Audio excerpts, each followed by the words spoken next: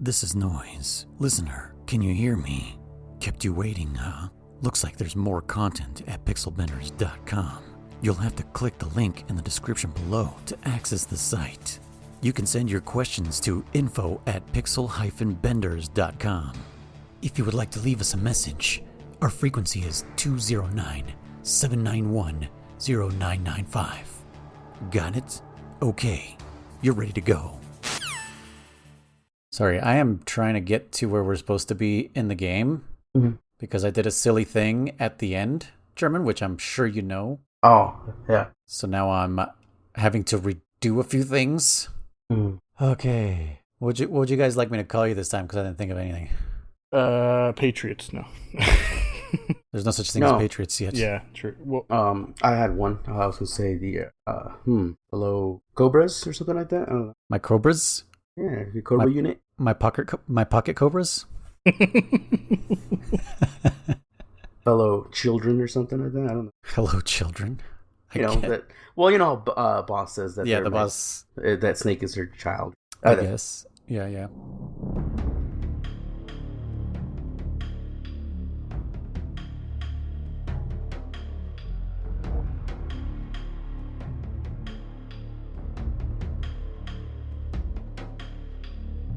Welcome back, everybody, to Codec Calls, a Metal Gear Saga podcast, where we play the Metal Gear games from 1987 all the way to the present in chronological release date order. I am your host, Luis, codename Noise1, and I am here with my two pocket snakes, right? Oh no, trouser snakes. There you go. German, codenamed Contra Riser. Hey guys. And Kriss does not have a codename. Nope. Hello. He has not yet found an emotion to carry into battle. Oh man, that's why I should have called you guys my two emotions. I was gonna say something like that. Yeah. Anyways, how's it been, guys? I've had not a rough week, but just a completely effed week, kind of. How you guys been? Good. Thank you. Yeah, been a pretty good week for me too. Okay. Not cool. Special on my end. Well, I'm over here trying to catch up to where we're supposed to be playing because my week got all scattered and I'm all scatterbrained right now. And I did something dumb, as I was telling Kriss off mic, where I kind of have to like repeat some things. Yeah, I don't know if he knows. I think I know what you're talking about. Yeah, I totally forgot this was a thing. Otherwise, I wouldn't have let this happen. Yeah. Yeah, you guys, you didn't do anything this week? Nothing cool? Nothing crazy? No. Well, I beat our checkpoint, like, what was it? Like, literally within 2 hours of doing it, I think it was. I literally beat it that same day. Again, it was a short checkpoint, but then I did a lot of testing and remember I texted you guys and I was like, hey, what was I going to test? Right. And I got a bunch of tests on, a bunch that I remembered and a bunch that I kind of wanted to, like, just see. Things that I maybe forgot about, just, you know what, for sure I wrote down some stuff that, okay, good. That we probably, like, what do you call it, just grazed over. So, like for instance, like, one again, I've heard probably 99% of all these codec calls. I mean, there's probably very few that I have not heard, if any. Mm-hmm. I just forgot how, I remember details about them, but not every word for word codec call. So one that I found extremely funny, because I didn't save. I haven't saved. I literally heard it in my first save, because I've been just putting my PlayStation on rest mode. And so I saved it for the first time. Like, I'm just going to save it. Fuck it. Oh, because I was going to do testing. So I'm like, in case I kill people or whatever, I don't want to, affect my score. Which, by the way, I think I did already save it with someone killed. But anyways, I saved it and I got that codec call about paramedics talking about the 007 movies, right? And I remember that, Major says, I even got the number right, 20. Oh, I wouldn't be surprised to make 20 of those, right? Right. And we laughed about it. I actually forgot how fucking funny that whole conversation is, because he's like, what is it you don't like about it, Snake? Is it the gadgets, the weapons? He's like, wouldn't you like to have a pen-shaped gun? And Snake's all like, a pen-shaped gun? That would look stupid out here, He's like, fine, how about a snake-shaped gun then, He's like, what are you talking about? He's like, when the enemy thinks you're wrestling a big old snake, you shoot one off into them. And I just thought it was fucking stupid, man. It's funny, I just had that codec call today. Like I said, I remembered him rambling on about the 20 007 movies, but I forgot about the pen gun and a snake-shaped gun. He's like, how about a snake-shaped gun then, Oh, yeah. Then he talks to Eva. He goes, what don't you like about it? The women? You don't know what you're going to do with the... Oh, yeah, what are you going to do with Eva? Yeah, he's like, what are you going to do? And he's like, I don't even know her yet. No, it doesn't matter. You should figure out what you're going to do, I was like, God damn, dude. I forgot how silly some of these conversations get. again, like, a bunch of Codec calls that I thought that I did. You know, I remember. I think we briefly talked about Sigint, a bunch of funny Sigint, yeah, Sigint, calling a bunch of funny ones with him. And you asked Kriss if he had found a use for the box yet, and you can put the box on. I don't know if you've done it, Kriss, and you call him. And I remember it being a funny Codec call, but it is fucking stupid. It is funny because he's like, "What the hell are you doing?" He's like, "I don't know. I just felt like going inside this box." He's like, "What? Why?" He's like, "I don't know. It feels like my destiny or something." I don't like what. Yeah, it just feels right. It feels right. He's like, "You should come in here with me." He's like, "Hell no, I ain't going in there with you, man." It's such a weird thing to say. Oh, it's so funny. Like I said, I did a bunch of testing. Like I said, you know, one of the ones that I realized I forgot about and we didn't mention it. We actually, so Kriss, I think we're at a point real quick where I can kind of reveal this one little thing to you real quick. It was one of the things where I muted. So you can actually destroy enemy warehouses and supplies and weapon bases. I don't know if you knew that. I didn't know that. Yeah, you did or you didn't? I did not. Oh yeah. One of the guards will tell you, and I believe even like what's his name, Zero or whatever, will mention it. But because I went to the section where we wanted to know if the stationary guns were infinite ammo. So I went there, and it is infinite ammo, by the way. It is infinite. The guards will not get up once they're in the freeze position, like on the floor. They will not get up for anything, even if a nearby guard is triggered, they stay on the floor. Or explosions or anything. Nope, nothing will trigger them. The only way they will get up off the ground is if they hear the click of an empty gun. That's the only way they'll get up. Otherwise, you'll be having a gun battle with his comrade, and he'll still be slain on the ground. But anyways, I was over at the Hind D, and I was like, I remember there's a Codec call. Sorry, the Hind, and I was like, I went, because you can blow that up. By the way, Noise asked this when we were. I did do that. So yeah. Confession: I did not make it to the pain the first time around. Okay. I forget why some things just got in my way, but yeah. So I everything from part 1 I did pretty much today.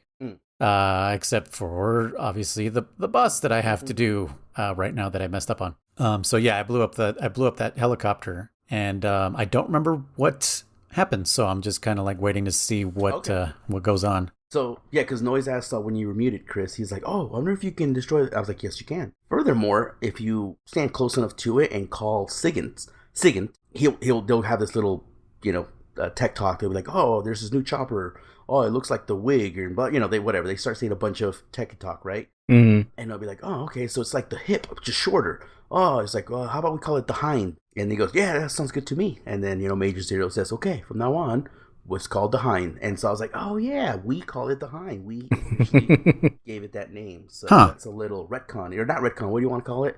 Foreshadowing or whatever. Faith. What do you call it? Yeah. Dark Faith or some shit like that. Like a what? Like we set in motion, the name of this chopper. But what's the word you said? Dark Fate from the Terminator movies. Oh, okay. Terminator Dark Fate. Okay, gotcha. That's what was throwing me off. I was like, I do not know this expression. I'm tripping out. Mm-hmm. Okay. Yeah. Also, you told me that it's L2 to interrogate people. Mm-hmm. It's not. On mine it is. That's all I gotta say. It's L3, bro. On mine it is. Swear to God. No, that cannot be. I will record a clip for you. On PC. So what? It's still Master Collection. I don't know what to tell you. Yeah, dude. I don't know what to tell you. I'm like, okay. German said L2, and I immediately sliced the guy's throat. I don't know what to tell you. I was like, God damn it. Noise, there's a simple solution to this. He's from a different timeline. This is a different German we're dealing with. It's totally true. It's L2 for me. Yeah, because it was L3 originally. Kriss, you said you haven't interrogated anybody yet? Not yet, no. Not yet. I believe it is originally L3. But that's also the thing to put the weapon down for me. That's what L3 is. That's weird. I swear to God, man. I swear to you. L2 for me. PlayStation 5. That's how it is. Yeah, no. Kriss, how's your week? It was good. I cut my hair and my beard. What? Yeah, again. You must look like an alien from outside space. Yeah. My wife, when I did it, I didn't tell her I was going to do it, and I went in the bathroom and trimmed my hair and everything, and she was just staring at my head the whole time. And she likes to do that if I make changes. So yeah, I did that because it's starting to get warm down here. Yeah. We had a couple days last week where it was 90. We had hit triple digits once. And dang. Yeah, I was like, nope. No more of this. So it all came off. It's down to a number 4, so it's not like super short, but it's much shorter than it was. Yeah. and it feels incredible, I gotta say. Yeah, we're over here like 95. Yeah. Now, granted, one major difference is we have central air conditioning. A lot of places there don't. So yeah, well, no, I do in my house, but we work outside, so we feel the 95 degrees. True. That's true. Yeah.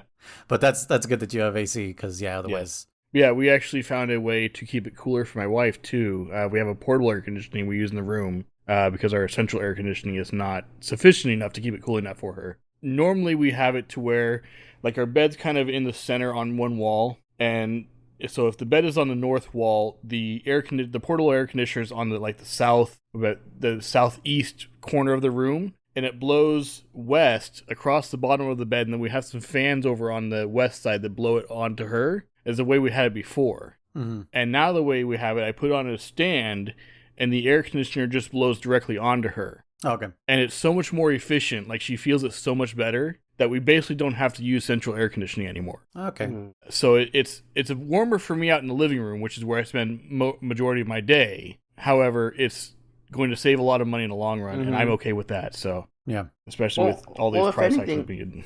Yeah, at best, at most or whatever, you could not run the AC as long or as hard as you normally have. Yeah. Well, that's what I did. I turned up degree because usually we have it set to about 65. Her optimal comfortable temperature is like around 60 or so, and there's no way once it gets above 85 degrees, it can't even keep up with 65, let alone 60. At that point, it's just running 24/7. It's not able to catch up, and it's just the bill is outrageous. Yeah. We had some electric bills last summer for the highest was $850. God. Dang. Whoa, dude. And yeah, and seeing as our electric company has hiked the price 3 times since then, I was like, yeah, no, that's not going to happen anymore. Yeah. So we were able to find a fix for that, luckily. And so that's a good thing. So I'm all for it. I can handle the higher temperatures. It's not comfortable. I don't like it, but I can handle it. So I'm fine. Yeah. Well, holy shit. Yeah. Meanwhile, my entire week got thrown off. I had to go to a training a few towns over from where I'm at, so my days off changed, and I couldn't edit the episode. Oh, yeah, correctly. So it barely released today, the day that we're recording. So those of you listening to part 1 2 days late, sorry. Not that you know. Wait, hold on. This would be in the future. So those of you who did listen to part 1 2 days late, sorry. Yeah. There we go. Yeah, that was because we're kind of timelines are hard. Yeah, timelines are hard. It. Yeah, German's trying to fucking keep his story straight this entire time. Oh my god! Sorry, I'm playing at the same time. I'm pulling a German here, and I forgot that the end. What's it called? You can. What is the word I'm trying to say? He'll do like he'll do like the sniper wolf thing where you'll see from her from her perspective on the second fight. Yeah, that just blew me away. I kind of forgot. Yeah. I think it's because like I'm having a hard time finding him since I'm playing on European Extreme. Yeah. Usually I'm like, okay, gotcha, blah blah, whatever. So it's actually a good thing I'm playing on European Extreme. Otherwise, I wouldn't have remembered all these things. So the perspective change. Yes, from his. So that's the word you were looking for. Thank you. Yeah, I was like, huh? But yeah, my controls are all like from his camera. Mm-hmm. So I was like, what do I do? And then I'm like, oh, the trees are transparent, so I just gotta get behind this tree. Mm-hmm. Yes, oh motherfucker, I see you. Anyways, I don't know how you did this, German, playing and the podcast at the same time. Last episode, yeah. I mean, because I was just kind of whatever. Either way, so I don't know. Like I said, I mean, once we get through the section, if it's short enough, like I said, I'll go through my little list of all the things that I want to bring up. Okay. But let's get started, I guess. Yeah. So the pain was the last thing that we all did, correct? Yep. Mm-hmm. Yes. Oh man, I was gonna ask Kriss something about this area. Oh, had we informed you already about tranking versus killing? Yeah, and you had mentioned that if you kill them or if you don't kill them, you get the camouflage stuff. Mm-hmm. Yeah. Okay, so where did you manage to do that with these guys? Nope. Oh, okay. I almost did with the end. Oh. Kind of by accident. Oh. I discovered something, I guess. Oh. that I didn't think was going to be a thing, but was kind of alluded to during one of the cutscenes as well. So Oh, okay. I don't know if it would have actually worked, but I did notice something interesting with that fight, and I will tell you about that when we get there. When we get, Okay. Speaking of the pain though, I wanted to go back and because I replayed from.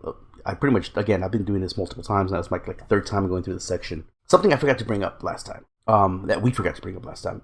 In the cave before you fight the end. I mean the end. Sorry, the pain. There's a shitload of skeletons in there. So there's a shitload of people that died down there. So we kind of forgot to bring that up. And then I was going to bring up the fact that I still to this day hate that cave. The real time for your eyes to adjust is actually about 10 minutes noise. Really? Yes. Because normally, I navigate it with the night vision, or not the just by memory and thermal or whatever. Right. But I was kind of going I was sitting there. I'm like, all right, let me see how long it takes. And I felt like it's longer. It's freaking forever. That's why I would always save it and then fast forward like an hour and then come back. But it's about 10 minutes. But anyways, I was making Codec calls, and there was two things that I noticed. So one of them, Major Zero, kind of. I don't know if it was alluding to Metal Gear X with the flashlight, because he's like, oh man, he goes, I'm gonna be stuck here, and he's like, Major Zero's like, why? Is there a trap? He's like, no. Is there soldiers? They got you pinned? He's like, no. He's like, I don't have a flashlight. And Major Zero kind of gets pissed, and he goes, so let me get this straight. You can't progress because you don't have a flashlight. He's like, yeah, it's dark. He's like, dude, you fucking rookies, you're like, you guys want everything handed to you, blah, blah, blah. And he's like, just he says, you can find some other alternative light source or whatever, right?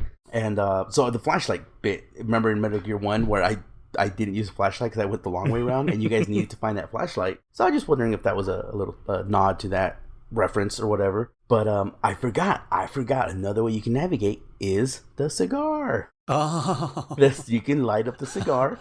Yes, and it acts like a little mini torch, just enough to get by until you can, find your way to the night vision or at least, your eyes adjust and whatnot. Right. Yeah, there's that. And then I think we kind of were hard on the pain because I was refining him, just trying different strats. I've always fought him using like the same strat, which is stay in the water, shoot him, and then when he sends bees at you, just kind of dive down and you can shoot him from, underneath the water as well. No big deal. While you're trading, yeah. Oh, yeah. Oh, no, from underneath also, yeah. Yeah. So I was like, you know what? I'm going to play around with him, just see if I can remember anything new or anything different. I actually forgot, or maybe don't remember necessarily, that we were giving him crap about your grenades, how he like sends it over softly on those little pile of bees. He will actually also send back grenades that you throw at him. So if you, like in the second stage, I believe it is, you throw grenades at him. Depending on what move he's doing or whatever, they'll actually grab your grenade either midair or something like that. It's hard to tell, but they'll fly it back to you. So they'll throw back smoke grenades, stun grenades, all that stuff at you. Huh. Yeah. So I noticed that one. I was like, oh, okay. So his grenade bees are a little better. I did forget about this next thing completely. There is a special item you can get here, and I don't know if it counts towards that whatever zoologist trophy or whatever that one's called. Okay. If you throw down some honey, it will attract some of his hornets, and you will get Payne's Hornets honey or something like that. And it's like a full heal or full stamina recovery or something like that. Yep, it can only be attained here, obviously. And again, I don't think it counts towards the completion. I think it's just an extra bonus item you can get here. Interesting. Yeah. And then one other thing, attention to detail that I forgot to mention is that again I was just playing around, super fun. If you capture, like, let's say a fish live and then you equip it and then throw it on land, it becomes just a ration or whatever, food. But if you throw it back in the water, it'll be alive. Vice versa, if you catch a land animal that can't survive in water, like a rabbit or something, you throw it on the grass, it'll come back as a rabbit. Right. You throw it in the water, it becomes a fucking, what do you call it, a food item. So it's insinuating you killed that animal by drowning it. Yeah. Or so suffocating it in the face. Yeah, exactly, in case of the fish. So that's a little neat detail that I was like, oh, yeah, I remember that, because I was goofing around with it. I didn't think about doing that with the fish. That's funny. Yeah, because I got a tarantula, and I was like, survive in the water? Because I was like, what if there's an Easter egg with the, putting a bug in the water, will the fish, like, eat it or something, and that it died? I'm like, tarantulas can't survive in the water? And then I knew about the rabbit and stuff, but then I was like, what about the fish? I never tried that. And nope, same thing, fish won't survive in the water. Out of water. So just a little interesting thing that you'll catch it live, but you can kill it. I was trying to remember if you could electrify a snake by throwing it at the fence, but I couldn't get it to trigger, so I don't think you can. Oh, and apparently, according to online, this is not I might be wrong on this one. When you asked if drowning a guard or electrifying them counted as a kill, I said yes. Online, some person's online guide says no, so I don't know. Yeah, because I'm pretty sure, if the environment kills him. But if you drop them off the bridge, I'm pretty sure that counts. I don't know. Not if they're asleep. But anyways, I got a bunch more testing, but that we can talk about. But yeah, if we want to kick off from the pain, you can go ahead and start it off. There was something that I called SIGINT on, actually, since we're talking about some side stuff. I think it was what camouflage was it? The zombie one? The face paint, Yeah, so he makes a comment about the zombie one, and because he says it's called zombie, and they're both like, "What the hell is that? Like, we've never heard of that." And then paramedic chimes in saying, like, "You guys don't know what zombies are?" And I guess references like some movie or something. I guess even as early as the '60s, zombies were considered undead. Okay. In like movies, which to me is incorrect. I don't know if you guys like have the same opinion as I do, but zombies to me are bodies, dead or alive, that are controlled by something else. Yeah. Right? Like the original one is like voodoo. And then in nature, for us, it's parasites. Like the zombie parasite that like will take over ants. Bugs. Yeah. And ants and shit like that. The cordyceps. Yeah. Which is what all of The Last of Us is based on. But yeah, like I think it's crazy that even in the 60s there was already like movies about undead called zombies. So yeah, I don't know. Just wanted to mention that because I still like I'm digging my heels on this one. Like zombies are not undead. Zombies are controlled by parasites. So if anything, even the Resident Evil 4 people are zombies. But anyways, so you're in this cave, and I know, German, you said that he was going to come face to face with a Keraton, like just in his face. That doesn't happen unless you have the classic camera. Oh yeah. And I think you're talking about this next area right here, right before you get to the flying segways. Possible. Well, no. Okay, unless you have the classic camera. No, there's one right in the fear, but Oh really? Yeah. That's just in your face. There's in the cutscene. Yeah. There's the cutscene too, but the snare trap. Oh yeah, the snare trap. It's like the right camera there. angle changes. Yeah, it's just right there. So the one I was thinking of is much earlier. There's a little side cave. Do you remember it, Kriss? There's like a little side cave before you get to the flying segways. I think so. Yeah. Where there's like two claymores. Yes. Those two claymores get you. Yes. Yeah, they did. So if you have the classic camera, the camera changes and you're immediately looking either up or where I think the camera goes to where the Keraton is. And that's the first time I see a like it was like in my face, like, oh shit, like there's that. That's what I thought you were referring to, German. Apologies. There's but you're right. In the fear, there are for sure those ones are like super obvious. The one that snares you.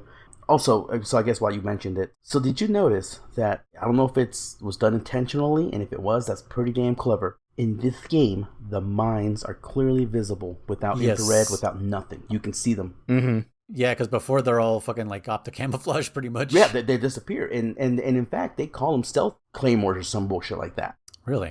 Yeah. They literally say like, oh, they're claymores that are stealth or silent, whatever. The point is that that's why you can't see them with the naked eye. But in this game, because it's earlier time frame, their technology doesn't exist to make them stealth or whatever, or they don't blend in as good in their environment. You can see them clear as day. So that doesn't explain the fears camo. No, it doesn't. I think that's just an illusion, maybe. Yeah, right. Is there anything else that disappears like that in this game? Nope, not that I can think of. No, okay. There's, I guess I'll reveal this next section too, Kriss. There is in the big swamp area, the first one where you see the first big one where you see a shitload of alligators or the crocodiles, whatever they're called. There is a camo called the Gecko camo, and it's covered with little ducks on it. And if you equip it in any zone, you can hear the Keratons will cry out to you, helping you find them. Wait, what? You didn't know that one? Yeah. Say it again. The Keratons, the Gecko, the Keratons, the whole thing, yeah. Like okay. So there's a camo that you can get. It's called the Gecko camo. Capital G-A -KO, Gakko camo. Oh, I don't think I've ever. Oh yeah, Maybe I got it and I didn't know what the hell it did. You probably haven't didn't know what the fuck it did. Yeah, you equip it and the Keratons. The Keratons cry out. Okay, they'll cry out like as if you shot them, helping you find them. It's still hard, but you know, if you have the directional mic or just really close to it, you'll be like, oh, it's here. Let me fucking go find it. But it is fecal. What's the word? Fecal. No, not fecal. Fickle? What is the word? Fickle? Fickle? I guess that's fickle. That sounded weird for a minute. Fickle. Fickle as in like they're... Sometimes it works, sometimes it doesn't. Yes, if you will. I was like trying to think of the definition in my head. I was like, I know the word. It's not. I think it's programmed the way they programmed it. It's not necessarily fickle, but that's what it feels like. You can't unequip it and then re-equip it. I believe you got to exit the zone, come back in, and then it'll equip it again. Because like at least from my original testing back in 2000 whatever. But it does come in handy to find them. If you ever do a second playthrough, Kriss, look for that camo. Okay. Word. So yeah, I guess I did not know that.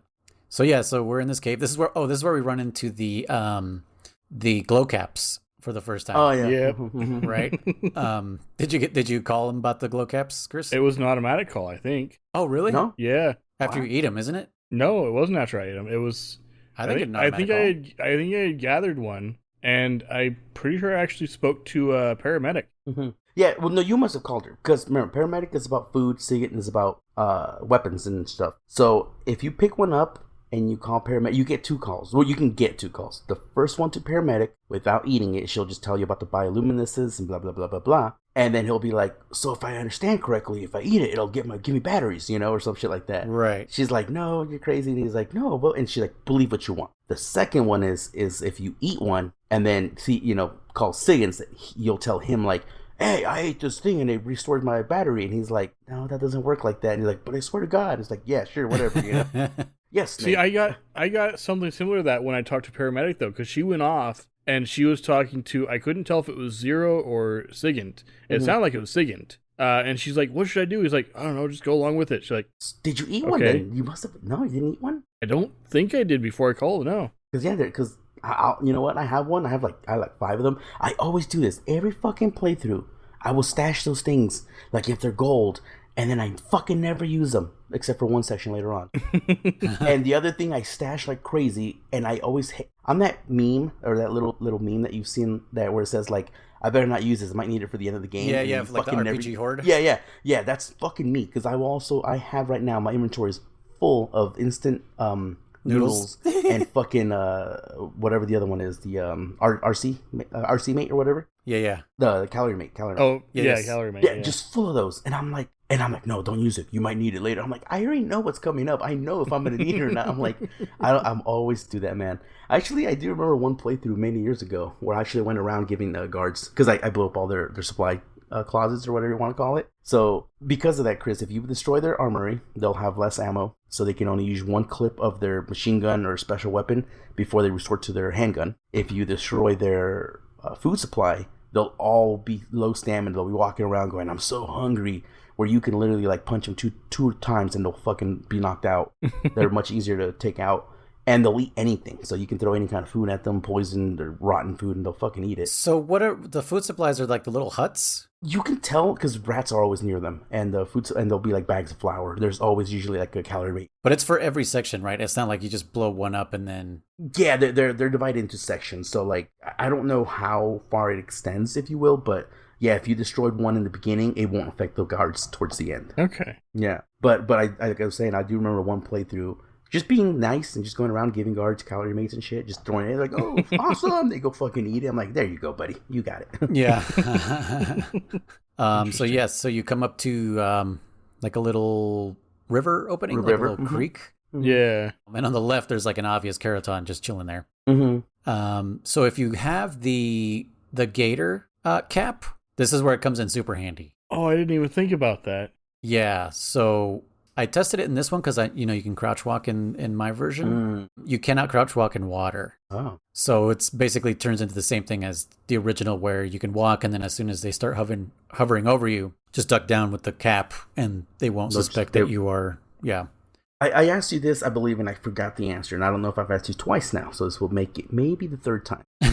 What index do you have when you're crouching? Is it the standing index or the crawling? or kneeling. Okay, so since I'm playing right now, I have raindrop on. It is raining. I have 50%. And if I crouch, I have 80. And then if I crouch walk, I have 65. So, yeah, so it does. So crouch walking does affect it. So I'm assuming so what crawl now? Actually, crawl. Is it 65 if you crawl? Or are you in the water? No, if I crawl, I'm 95. Oh, shit. So it does affect it, I guess. Just the motion, the fact that it's motion. It must be hard coded that, like, if you're crouching, it's a certain value, but if you're moving, it's a certain value. So the fact that you're crouching and moving, and I thought it would drop it down the same amount, but no, crouch walking from just regular crouching is like 15%, as opposed to walking and standing still, it's only 10%. Okay. So I mean, it still works like crouch walking. Like somebody for sure took the time to code it. Yeah. Or to make it fair. Yeah, because I was saying, if crouch walking didn't give you any valuable index or whatever, then there'd be no point in doing it. But if it does give you enough, that makes it crouch walking better. Yeah, and also it probably makes it like super OP. So maybe they what's it called? They looked into the 3DS version and were like, well, what's the percentage? And just copy that pretty much. So this river here is actually the first time we see the hover. Well, it's the first time we see the hovers? Yeah, other than the trailer, remember? Yes. Oh, yeah. Yeah. So here's another thing that confirms for me that if you don't kill them yourself, it doesn't count. I trank the guys, and they fall and die on their own and explode. So those have never counted against me. You know what? I want to say you're right now. I want to say you're 100% right. So electric and drowning must not count. Yeah. I think it should, in my opinion. I'll be honest with you there. Nah, man, they fell on their own. They didn't have to fall to their deaths, you know. But yeah. So you first encounter those drones, and so you call Sigint, and he's all like, "Hey, man, there's some flying drones or some shit like that." And he's like, "Oh yeah, the U.S. was experimenting with that too, but they ended up scrapping the whole project and yada yada yada." And he's like, "Oh, it looks like the Soviets kept going and they actually managed to master it." Or what's the word I'm looking for? Like they actually succeeded in making a viable version of it, you know? Yeah. Completely. I will admit, in my personal opinion here, first time I ever got to these things, and I was like, I don't think these are fairly realistic. Like, even in today's freaking standards, technology, we can't get something like that, and they had it in the 60s. Sure, you know. I can't buy it. I can't buy it. They hover too precisely. They're pretty damn quiet, you know. If you ask me, and supposedly they're jet propelled. Okay, so sure, jet propelled and stationary. Sure. I don't know. I was able to like suspend my disbelief. Like I said, this is supposed to be like a James Bond type of thing where obviously, you know, pen guns aren't a thing, or watch lasers aren't a thing either. Yeah. Or the lipstick. Oh, actually, the lipstick gun kind of was real. I think that was a real thing they had. Really? I think so. One shot. A lipstick with a surprise. Are you a Spetsnaz? Yeah, right. So yeah, you do the river thing. One thing we haven't mentioned and touched on. We talked about it in the trailer, I believe it was, maybe. But swimming's back, right? Well, swimming is still here from 2, if you will. Yes. But it's first person swimming now. What do you think about? Oh, you're right. That was not how 2 was. Do you like it a little better, Kriss? Like, did you try swimming in the river? Or with the pain, obviously, you had to swim a little bit? Not a huge fan of it. It's not bad, but it's not great either. I don't know. Do you think it's better than 2 or 2? I kind of preferred 2. Really? Like the third person view of swimming? Okay. Yeah. To be honest, I have to agree only because in this one, you have to like repeatedly be tapping A or whatever it is. And in 2, you know, you could just press it like every couple seconds, like every second or every 2 seconds. Those like dolphin kicks or whatever, yeah. Yeah, and this one you're like, yeah. Otherwise you won't fucking move. Yeah. But I will admit, in this one, no matter how deep you are, no matter where you're at, you hit triangle once, he fucking surface. He books it for the surface. Oh, I forgot about that button. So that is nice about that, I'll be honest with you. Yeah, instead of, trying to aim for those little squares to get some air. Yeah, you push triangle, it poof, just pops up. I will admit, transition between like the third person or whatever to the first person is slow, even in this HD version, this collector's version or whatever. You know, that always does kind of, I don't like that. It's no different than like Raiden when you had to climb down those steps and then get in the water. I was like, dude, just get in the water, motherfucker. Like, it's not that hard, you know? Yeah, and it's like, hold on, I got a cutscene to show you while I jump in the water. Yeah, exactly. It's like a forced little cutscene to dive in the water. Same thing. It's a forced little cutscene to go in the first person. I'm like, it does piss me off. That's why usually I just roll into roll the into water because it's just like I don't need this little just gets cutscene. a little faster. One thing that, speaking of rolling, I don't know if you noticed it, Chris, kind of ever saw it. So, and I'm misremembering 100% here, but in Metal Gear Solid 2, with Snake, if you tried rolling upstairs, you would fucking eat shit. But you can go same downstairs if you don't make it to fly ground. Okay, so either way, and then with ride his cartwheel, for sure, it's if you go one way or the other, you'll eat shit, if I remember correctly. Either way, in this game, you can roll on stairs, up, down, it doesn't matter, you will never eat shit. Like, they kind of fixed it, or I don't know, they just didn't think that, it was a necessary thing. Yeah, I guess it was kind of silly, and it would look silly, because this game's a little more grounded, less anime. Mm-hmm. So yeah, that's probably why they decided to do that. Mm-hmm. So yeah, so the river section there, I remember my first time through, I definitely got caught. I don't know if I had the crocodile hat or not, but I guess you're supposed to dive in the water when the lights get above you and not move. I tried that. They still shot me. They still shot you? Yeah. Well, yeah, the light. If they see you through the light, it's like I said, you need the croc cap to let that light hit you, whether you're underwater or not. Oh, really? Yeah.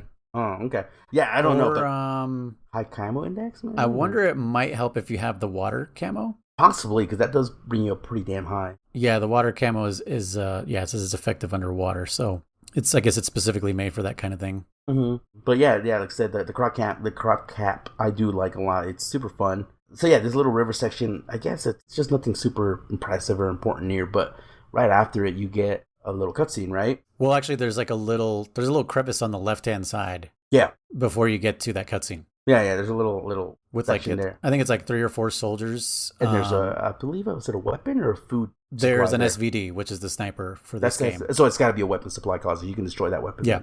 Yeah.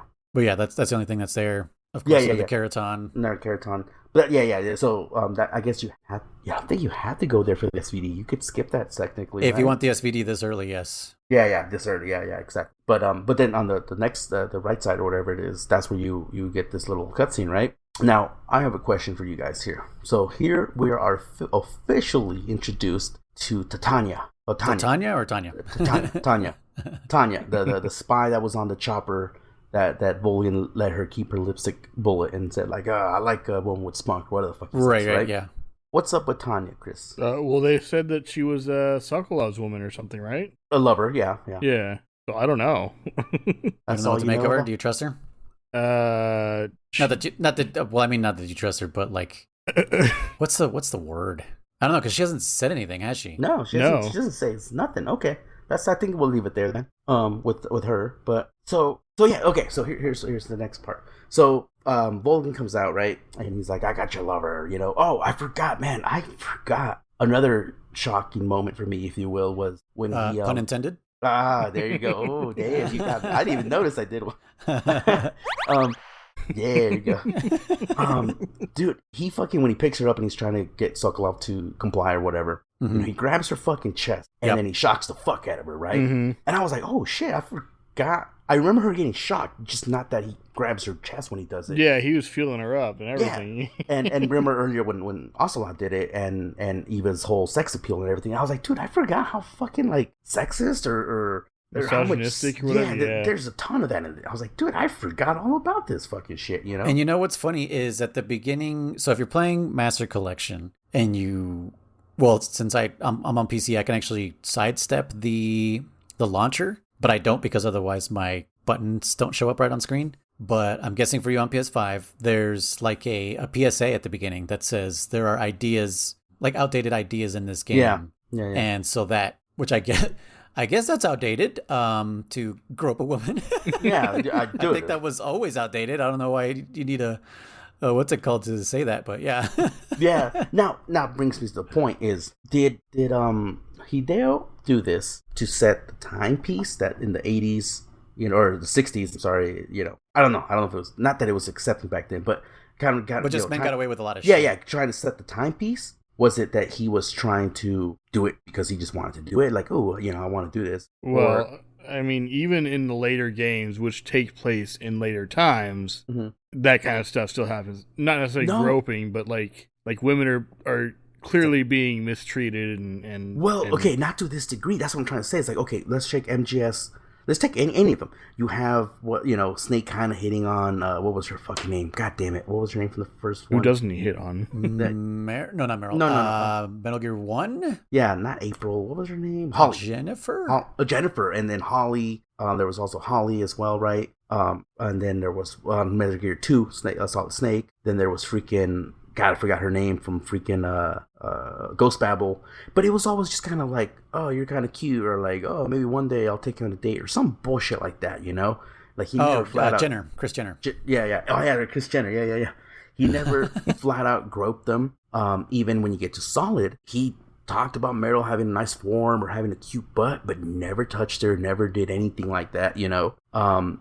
Even Sniper Wolf was supposedly a little bit, you know, the femme fatale of that game, right? And yeah, she had her shirt down a little bit, but she was never like Googled.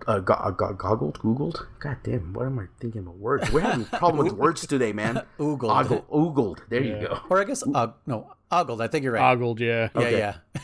Ogled by anyone necessarily. I mean, we can Google her now. But, you know, like, yeah, she had a thing for she was technically the predator, no pun intended there. The sexual predator she was. Yeah, she was the one that was like, ooh, you're mine now kind of shit, you know? Right. But at no point was she, like I said, was anyone grabbing her or nothing like that. Meryl there's one section that someone was commenting about was when you give up during Ocelot's torture, that he makes a comment like, "Oh, I'm gonna have fun with her," and people were like, "What do you mean by that?" Like, and so it's kind of up in debate because it's like, is he gonna have fun with her in a sexual bad way, or like I'm just gonna torture her to death because he's a sadist kind of thing too, you know? So it's like, right. And I mean, question. As younger me, I didn't think of that. I only thought that he was just going to torture the shit out of her because that's what Ocelot is. Same but here. Now that you're grown up, it's kind of like, But again, as him as a character, it's not like he was hitting on Sniper Wolf, or it's not like he was hitting on, you know, any other female soldiers that we know of or whatever. But anyways, like I said, then you get to 2, and no one is sexualized there. You can argue Fortune is sexualized a tiny bit with her outfit. You could argue Olga was kind of sexualized if you're into hair armpits, maybe. I don't know. That's about it. All right. Emma Get over it already. No, I'm just saying some guys are into that. I like the ones with the hairy armpits. Doesn't Jackie Chan say that? I don't know. In what? No. In Rush Hour 2, the oh my god! No, he's talking about different porn. Yeah. Chris, we're back to Rush Hour. I like it, the one with the stories. I don't remember that at all. You don't remember it from the outtakes? No. Yeah. You'll need to watch it again. Okay, yeah. I like the one with the good story. I like the one with the locker scene. He's like, he's saying, and they're like, what are you saying? I think Chris Tucker's like, what the hell are you saying? He's like, I don't know. Burt Reynolds told me to say it. And he's like, Burt Reynolds told me to say it? He's like, he told me to say a bad word. He's like, it's not a bad word. But anyways, yeah, he's just saying like, I like the hairy woman or something like that. Anyways, so yeah, I don't know, Olga, if you want to content as sexualization for somebody. But again, MGS2, the only one that was sexualized was fucking Raiden. You know, got his junk grabbed and then got stripped naked. If you think about it, not even Solid Snake got stripped naked in MGS1. MGS1. He was only shirt taken off. Yeah. Oh, that's okay. So you reminded me because I was curious if Sigint was going to make a comment about the black face paint. I wonder if he was going to, because remember we were talking about like, oh god, this is black face paint. He does not. He completely ignores it, and whatever. Oh no, I think he does say something about like it's just like a little bit better in the dark. Yeah, that's all he says. Okay. Yeah. I was like, are you gonna say something about like, hey man, what the fuck are you doing? But then I also went naked, right? So I just went naked, and if he calls Sigint, he'll be like, hey man, why are you naked? Like it doesn't, you know, there's no technical advantage or whatever. And Snake says, well, it just feels good like being like this. And then he asks Sigint, is there any way I could take my pants off? Yes, he does. And Sigint was like, what? No, man. So, with that said, let me go back to another playthrough I was doing recently. The boss takes the place of Sigint in the Virtues mission. She's the one you call about any weapons, anything really, right? Oh, right. She will actually tell you about all the camos, pretty much in the same way that Sigint would tell you about them as well. So she also has that 60s accent, like. No. But I mean, like she's like, oh, the fleet pattern was invented in 1952 by blah blah blah, you know, and she'll give you the same little speeches, you know. But same thing if you go naked, she's like, Snake, what the fuck are you doing? And he's like, It's like, I know there's a naked option, but you're just fucking leaving yourself open, blah, blah, blah, you know? And he's like, I don't know, I like it or whatever. She's like, put some clothes on. He's like, is there any way to take off my pants? She's like, I'm going to kick your ass, boy. That's awesome. I didn't know she would do that also. Yeah. So another little tip on, or not tip, but a little FYI or whatever. Did you know comment here was, I remember this and the only, I think there's only 5 pages per character. There might be 6. Correct me if I'm wrong. I don't remember anymore. But for the boss, you can't talk to her once you pass the bridge and go to the circle of holding area room or, you know, zone. That's when she cuts all ties with you. That's when she'll never respond again. Even if you go backwards, she just won't talk. So, which, by the way, did we mention that from Metal Gear Solid 1 with Miller? Oh, no, we probably didn't, but he stopped communications too. When does... Well, anytime you have, like Liquid within eyesight, Miller would not answer. Oh. So if you're fighting him with the hind D, he won't answer. Oh, yeah, obviously. Right after the hind D, you know, when he parachutes down.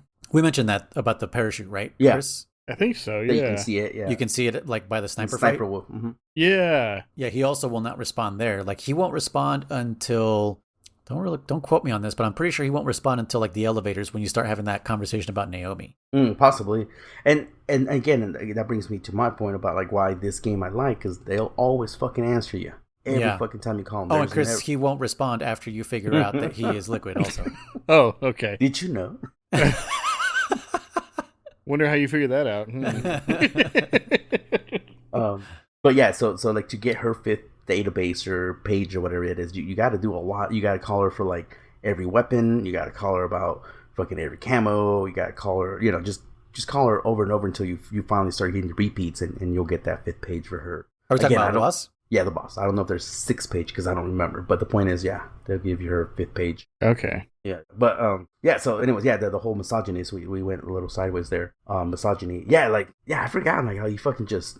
I mean, it's pretty graphic. I won't lie. Like it wasn't. I don't know if it's the technology, you know, in the game that looks nicer, obviously than MGS1 or Solid 1 there. But yeah, the way he just grabs her chest, you know, just shocks the hell out of her. And I'm like, damn, dude, like this is fucking brutal, you know. And to be honest, like I won't be like a Kojima apologist. Like he is this way. Like if we're honest, he believes, you know, James Bond is the ultimate man, like the perfect man. So he enjoys that whole, you know, grab the woman by the arm and kiss her against her will, you know, and slap her when she's being hysterical type of shit. That's what I was asking. That's my question was like, was it just to set the tone? Was it because he wanted to, or was it because he was trying to mimic 007 movies? Yeah, and I would like to believe all those other things, but you know, Kojima's actually kind of notorious for that kind of thing. And if you look at like his Instagram and his threads and whatever, like since way back in the day, he would post himself with models, with like the Konami models that we see in MGS in these games and the posters.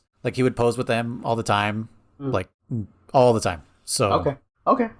So that gives me my answer. But okay, so then here's a scene that I like and I wanted to ask you guys. So anyway, so you know, what's her name? You know, she gets tortured, and then Ocelot comes in, right? And then Ocelot comes in, and he's like, he's pissed off Sokolov. He's like, he's like, you fucking traitor. I really, because he's trying to defect or whatever. Either way, he grabs a single bullet, right? He puts it into 3 revolvers. Starts juggling them, correct? Yeah. And he's like, let's see how lucky you are. And he starts firing. Where did he get this 3rd gun, by the way? From his back pocket. His pants. Okay, yeah, because every time we see him, he has 1 more gun. Yes, this is yeah. Okay, so he's gonna have 4 guns next time we see him. He's gonna become a General. By the time we get to MGS1 again. Yeah, he's gonna be like the Pain, but instead of like hornets all around him, it's just gonna be guns. It's just a bunch of tiny guns flying around. Because he's gonna pull a Zorro. He's gonna put the 3rd gun in his mouth. Yeah. Anime reference. Yeah. But yeah, so he grabs the 3rd gun from his back pocket, by the way. So anyways, he grabs the 3rd gun. And by the way, think about this Russian roulette-esque thing he's doing. He puts it in one chamber, spins it, and then pulls out 2 more guns. And now is shooting them, right? You know, so this is the ultimate Russian roulette. Like, dude, you know. This is crazy, right? Do they call it Russian roulette in Russia, or is it just roulette? Right. Just roulette. And then gambling roulette is just American roulette. Right. Yeah. But anyway, so he starts doing this thing, right? And he's like, click once, click twice, right? Gets to number 5, and Sokolov pisses his pants. We got the piss pants. We got reference. it. We got the scientists peeing their pants. Pisses his pants, right? And then And then who comes walking in all pissed off, grabs the gun in midair and shoots it, fucking the boss, right? Yeah.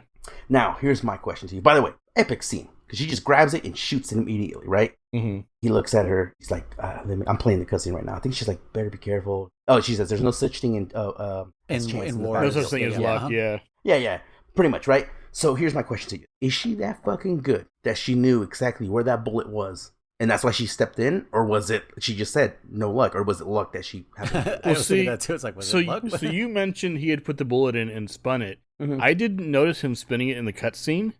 He does. So, okay. Because I wasn't sure if he had, because I figured he just put in the gun, and his whole thing was to like, I know which guns it in, but I'm not going to shoot you. I'm just going to, scare the crap out of you or whatever. Mm-hmm. No, he spins it across his forearm. Yep. Okay. Oh yeah, he does that. Yeah. So again, what is it? What do you think? What do you guys think it is? Kriss, we'll start with you.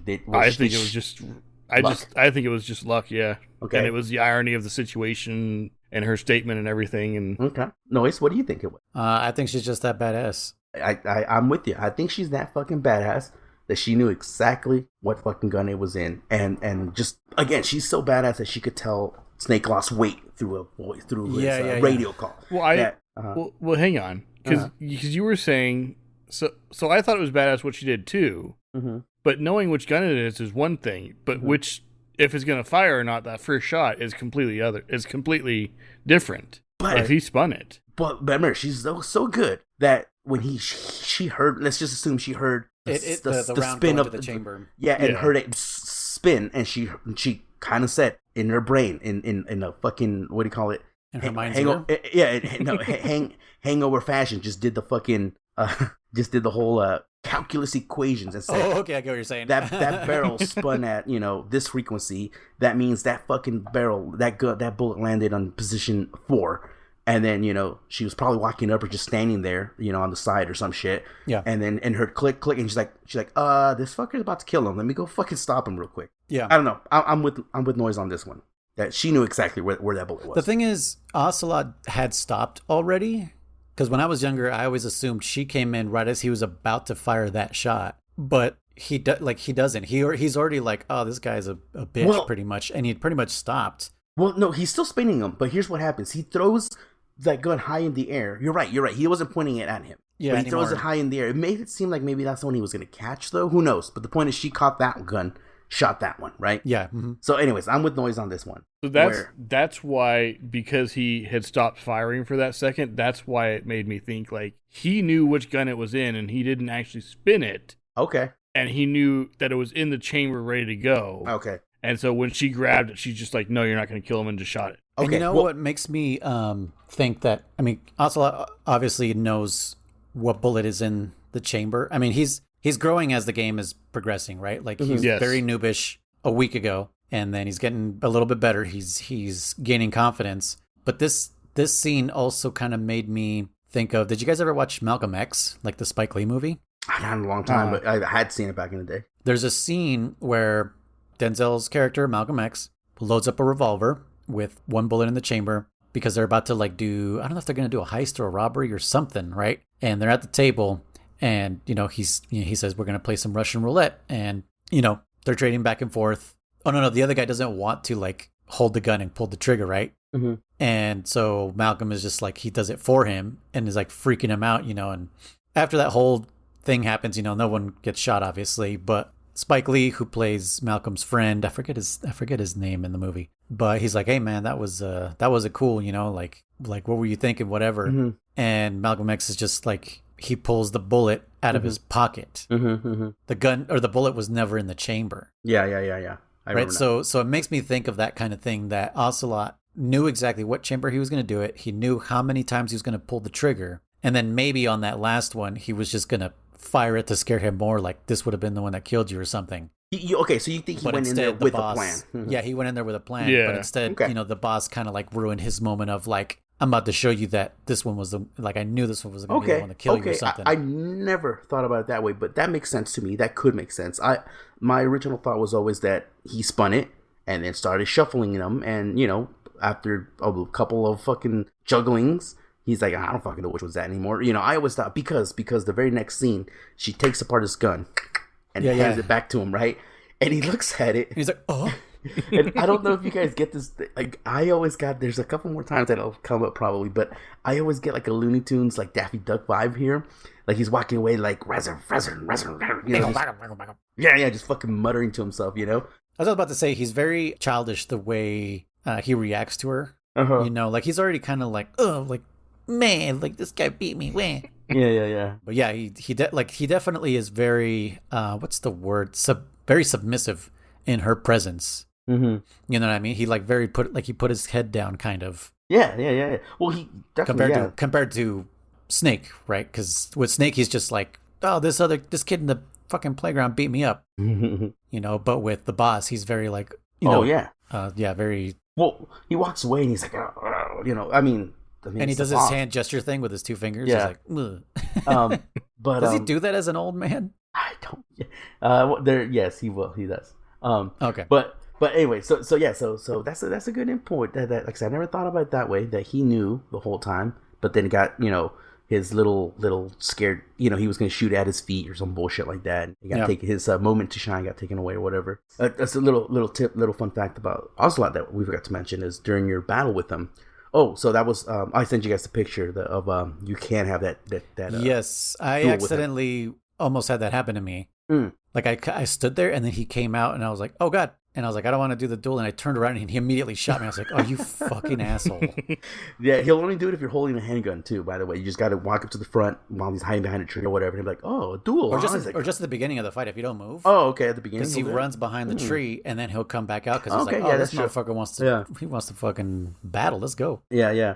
So, and then also, so I confirmed that you can do it with any handgun. And then we forgot to mention this because we probably beat him really quick every time now. And Kriss, it looks like you had no problems with him. He gets faster and faster at reloading. Yes. The longer the battle goes. Oh, okay. Yeah, the first time he does it, you get a little kind of forced cutscene. He's like, oh, this is accelerating. Oh, I love reloading. You know, the feel of it is so much better than a clip. The longer the battle goes, the faster he gets. I mean, he's just like click, like just. And like you can see where his because in Metal Gear Solid 1 he says, I love to reload during a battle. You know, like it's like this is where he finds this high for the first time. And so now he's like been chasing it and still loves it as an old man. Sick son of a bitch.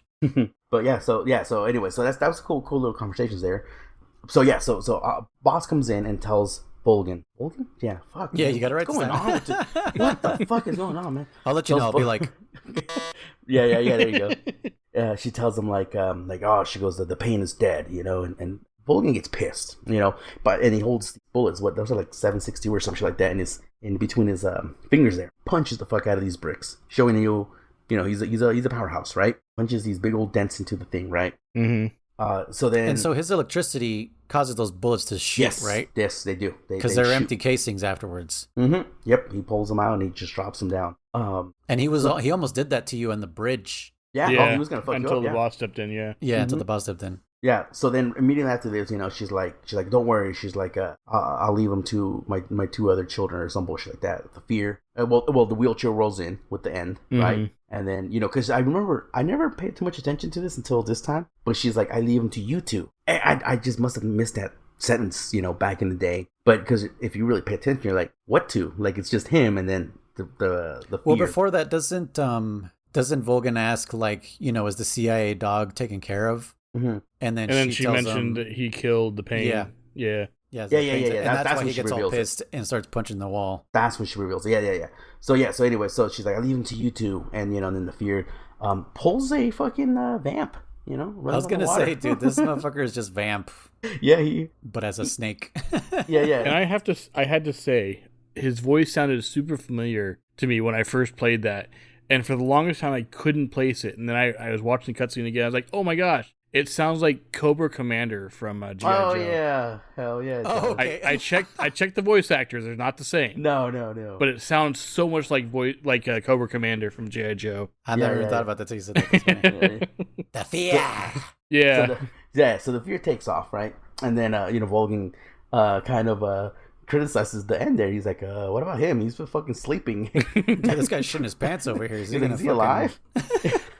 And she's like, don't worry, he'll wake up when the time is right or something. Yeah, he's saving his energy for his time during battle. You know, so we get that little speech, which is pretty cool, right? So then what happens after this? So after this, it rains. It starts to rain, Right. And you get I believe you get An an R1. cutscene. Yep. And Which he is comes back, creepy Sorrow. guy.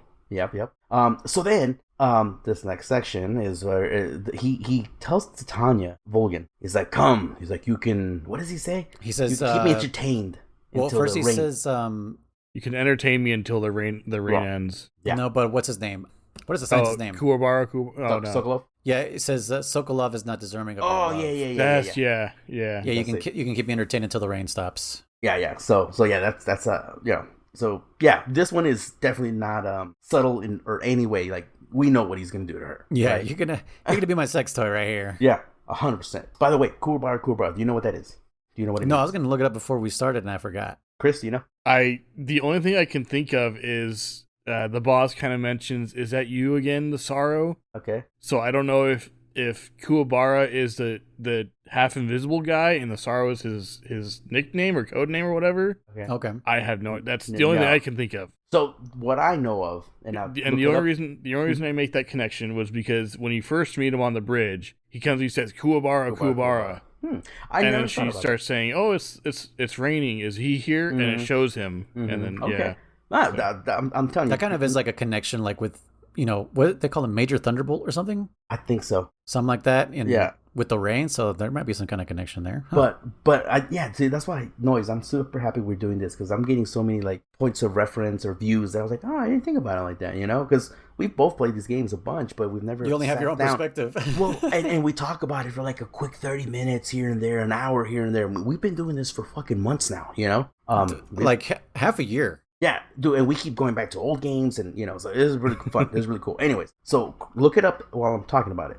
Kuwabara, if I'm correct, the first time I heard it in this game, I couldn't help but think of Kuwabara from Yu Yu Hakusho. Same. Okay, but Kuwabara is, if I remember correct, what I read is actually like a monk chant or something like that to keep lightning away or something, or for light or something during thunderstorms. So that's what I remember reading, which is weird because he's the lightning. Yeah. But, what did you say it made you think of originally? Oh, this anime called Yu Yu Hakusho, and one of the characters' name is Kuwabara. Yeah. Well, is that the is there someone named Yosuke in it? Yeah. You know this Yusuke, guy. yeah. Yusuke, Okay, because that's the first thing that popped up when I googled. Oh, Yeah, it's Yep, like Yusuke Urameshi. Kazuma Yusuke Kuwabara. Yeah. No, just look up Kuwabara chant. Okay, You should probably. That's a good anime that I would recommend. Noise, check it out. I will never watch it then. Thank you.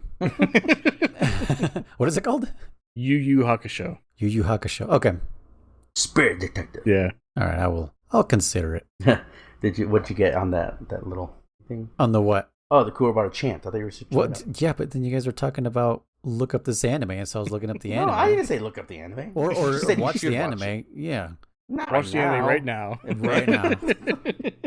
Look how I got distracted by my own text. Yeah, I was like, what? that was fun.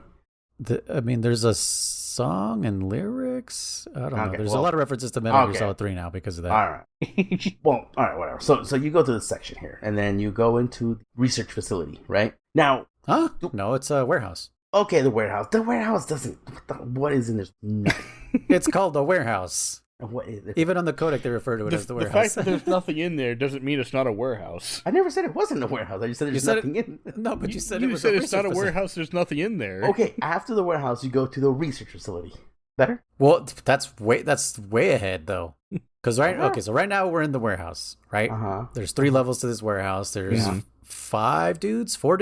1, 2. I think One, 4, three. yeah. 2 on the floor, 1 on the second floor, 1 on the top floor. I think so, yeah. Okay, yeah. There's also another camo on the south part, which is the what is it? I finished my battle here, so I closed the game. I don't know what. I don't remember what camo it is, but I'm sure I got it. Yeah, there's another camo there. There's a food storage here. In the I was just second about to floor, say there's that, food. yeah. Yep, food there. Okay, yeah. So there's a food storage thing there, and then from there you go through a little bit of jungle, isn't it? Yeah. I think this part of the jungle is where you fight the fear later. Am I? It is. Okay. Yes, it is. Yeah. Okay, I forgot. Okay. Yeah. So there's all those traps and stuff. No, And okay. I think, who did I call? I don't know if it was on accident because I was looking for conversations, but one of them told me, oh, no. I held somebody up and I managed to not cut their throats. And they said, you can see the the trap triggers or whatever he said by stalking. Yeah. Okay. That's another thing I did, huh? Yeah, which is the thing that you were testing. So, sorry. There's a little, what is it? Is it a blue exclamation point that pops up above your head? It's like, off white blue, yeah. Yeah, okay. So, yeah, that'll tell you. And I don't know if the crouch walking is OP in this instance, because every time I accidentally tripped something that would immediately cause me, not harm, but like the leg Pendulum? noose. What is that thing called? The oh my god. The snare. Yes. So if you trip the snare, it didn't grab me. Oh, really? Yeah, while I was crouch walking. It didn't grab me. If you run, you'll get caught by it no matter what. Yeah, so it just tripped it and it just went away, and I was like, oh. Huh. I wonder if it's because... What? I was going to say, I'm surprised I didn't trip that on or accidentally. You didn't get the snare? Huh? No. Dude, there's like 10 traps in this next area. I saw 2 of them, I think. The one where they had like the rope between the trees and you shoot it and this like spiky log swings down. The predator fucking... Yeah. Yeah, there's the horizontal Come and on, the... do it! Come on, I'm right here! Yeah, there's a horizontal and a vertical couple pendulum. There's 2 a couple or 3. of them. Mm-hmm. There's one with the mine. There's snares. There's one with the claymore. What else is there? I can't remember. But arrows. Oh yeah. Good old arrows. Huh. You'll get fucking hit with arrows and shit. Like it's like attached to a crossbow or something somewhere. Somewhere off screen, yeah. But yeah, I wonder if you can test this, German or Kriss. Next time, stalk into one that you know is a snare. Yeah. And tell me if it drags you away also. Okay. Because maybe while you're stalking, it doesn't. I want to say I did it. It popped up, and I was so close to it that I got hit. But so you stalked, it triggered it, and then we didn't get caught. Yeah, it didn't pull me up. I know I stalked, but you were doing crouch stalking then. Yeah, right? so that's why I'm wondering if maybe they added that, or they made it OP, or does it register? Just some kind of a glitch, some kind of glitch. I know I've done it before. I'll do it again right now. After this episode here, I wonder if you can crawl over it. Will it still snare you? Ooh. Oh, good question. Yeah, but hey, Kriss, here's a question for you. In this section here, was there any dead scientists? Not that I saw. No. Am I getting confused, Noise? No, you're not. That actually shows up in the cutscene with the while you're fighting the fear. But you're supposed to be able to see them naturally, aren't you? If you get snared, the camera angle will pull you towards one of the dead keratin. bodies. Really? The keratin in a dead body, yeah. So this is a very predator inspired area. Yeah. Okay. Dude, you know I how swear to you, there's people like skinned and whatever. Yeah. It's kind of like that. Like are they like they're dehydrated. They're dead. I was gonna say, like did they get? They've been there for a minute. Like mummified or whatever. Yeah. So that makes me think that the fear is kind of like another vamp predator. Again. Sucking their blood? You think they suck their blood? Yeah, I think he's sucking their blood like the same way like Vamp does. Okay. How else did you get that tongue? Yeah, I guess. Okay, I'm gonna go back and play this section because I swear to you, I was going crazy. I said either I'm confusing it with a different section or they got rid of the bodies. No, there's definitely bodies because I don't see them. I swear to you, you don't see the bodies. Pardon the beep. I'm gonna go look at it because that's where I'm at right now. I know. Okay, so I know for sure on Chris's version, the HD collection, it does because I played that a while back. And and I have the HD collection. Yeah, there's. So now I didn't look for them this time on the Master Collection. Actually, that's what I'm saying. Know. I don't think they're there, homie. That's where I'm at, dog. So you think they took them out, Home Slice? I think so, Daddy. Home Skillet. Okay, maybe. I don't think they would have censored that. I mean, that's kind of weird to censor that. Maybe not until the fear fight. No, but I feel like I saw. Well, I'm post fear fight. That's what I'm saying. I remember seeing pre fear fight, and that's what I thought. I said, "Oh, maybe it's post fear fight and post fear fight," because I did a lot of testing in that area. They're not there, so either I'm completely blind and I'm missing them. Yeah. Okay. Again, but with the old school camera angle, you should be forced to see them, and I didn't see any. So that's why I'm like, yeah, because it's top down, so you should be able to see them. Yeah. So okay. So we'll keep talking while I load up my file. Okay. So so after this area, you're outside of the research facility, right? There's a fence with some fucking dogs and at this area. I've only had one dog. How many dogs did you guys have? Oh, just one. Actually, no, there's two. There's only one for me. Yeah. I think there's two. I think there's one on the east side, further away. Maybe I'm wrong. I only noticed the one. Yeah, I for sure. Here's what's making me laugh is Kriss, you said you're doing this file on easy or what? Yeah. Okay, I for sure am doing this on normal, and there's only one dog. And in that previous section we were talking about that your first encounter with dogs, I only saw one too. And you're doing extreme. You're being extreme. How many? So you might have more than we do for sure. No, I think it is just one. But I remember, like you said, so that's a false memory going on there because I remember more than fucking one in this game. Mandela effect or the Well, even in that part with the swamp before Ocelot, the number of dogs didn't increase. Neither did the number of soldiers. That's one thing I'm noticing in this game compared to MGS2. MGS2 added soldiers as the difficulty ramped up. Yeah. In this one, it's not. It's the same amount of soldiers. They're just, their cones are shorter. Okay. They're easier to take down. They sleep longer. That's one thing I've noticed. It's the same amount of soldiers. Okay. So let me So I think it's the same amount of dogs anyway. Oh, that's very real. So so officially, stalking will still set off the snare. You'll see the blue exclamation point and get snared. Oh, you will get snared. Yeah, because the blue exclamation point didn't even pop up for me. And then crawling will not get you snared. It'll set it off. Okay, so it's registering as me crawling. It must.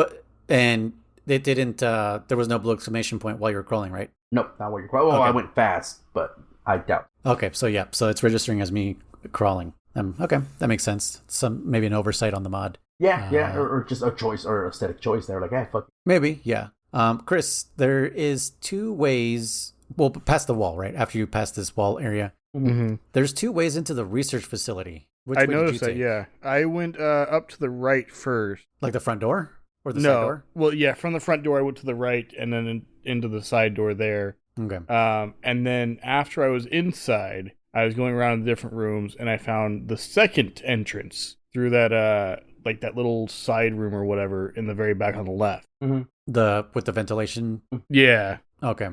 So there's another face camo in that vent. I don't know if you went looking for it. If you so it's on the west side. If you decide to enter on the west side, it's like right there in front of you, and it's called the Oyama face camo, and it's like it's almost like a geisha looking camo. So it's evil. Like an evil. Yeah, it's a very Japanese. Okay, I don't think I got that one then. Okay, I'll have to check. I think you can go back there. I don't think there's like a point of no return. Not I think yet. I think the point of no return for us right now is right after the pain, The next before checkpoint. the You mean the fear? Oh, yeah. yeah. We can't go anything pain backwards or post pain backwards. Yeah, post pain backwards. Yeah, we can't go back. So speaking of backtracking, so the reason why I'm doing a lot of testing in the fears battle ground here is I tranked them. I non-lethally killed him. Yeah. And I just forgot to grab his camo. No. Is it still there? Yeah, it's still there. Oh my god. Yeah, I went to the end, did the end, and then I was like, oh shit, the camo. I'm like, well, let's find out, and it's still there. So that's why I ended up doing a lot of testing in this area because I grabbed the camo and I saved. Okay.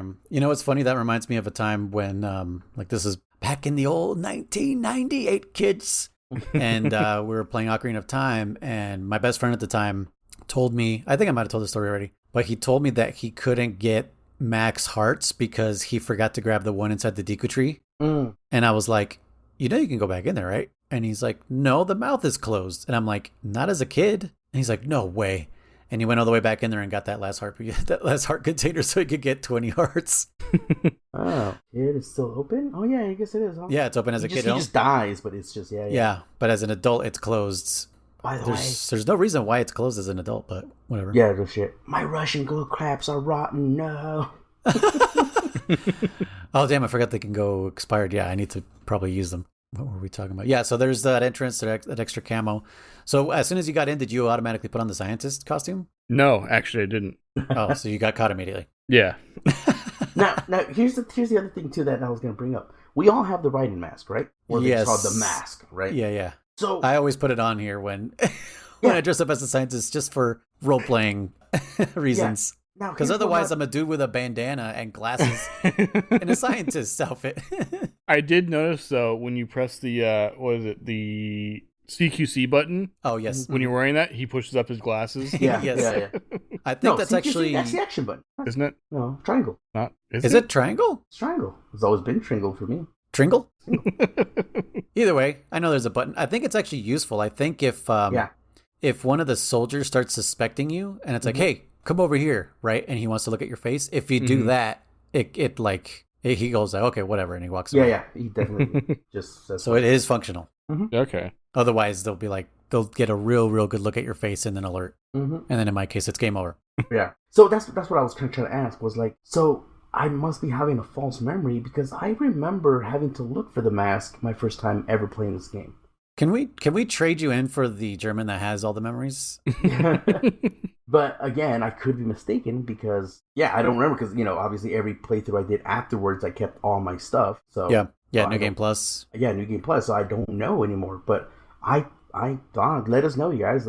Senor Bacon, let us know. Do you have to find the mask, or do you start with it on the original version? If you before the writing looking mask. Yeah, before it said like I like Metal Gear 1, I like Metal Gear 2. Yeah, because in the original version you didn't get to pick any of that. It was just you play Metal Gear. You do have to find it. It's just okay in the original version. Okay.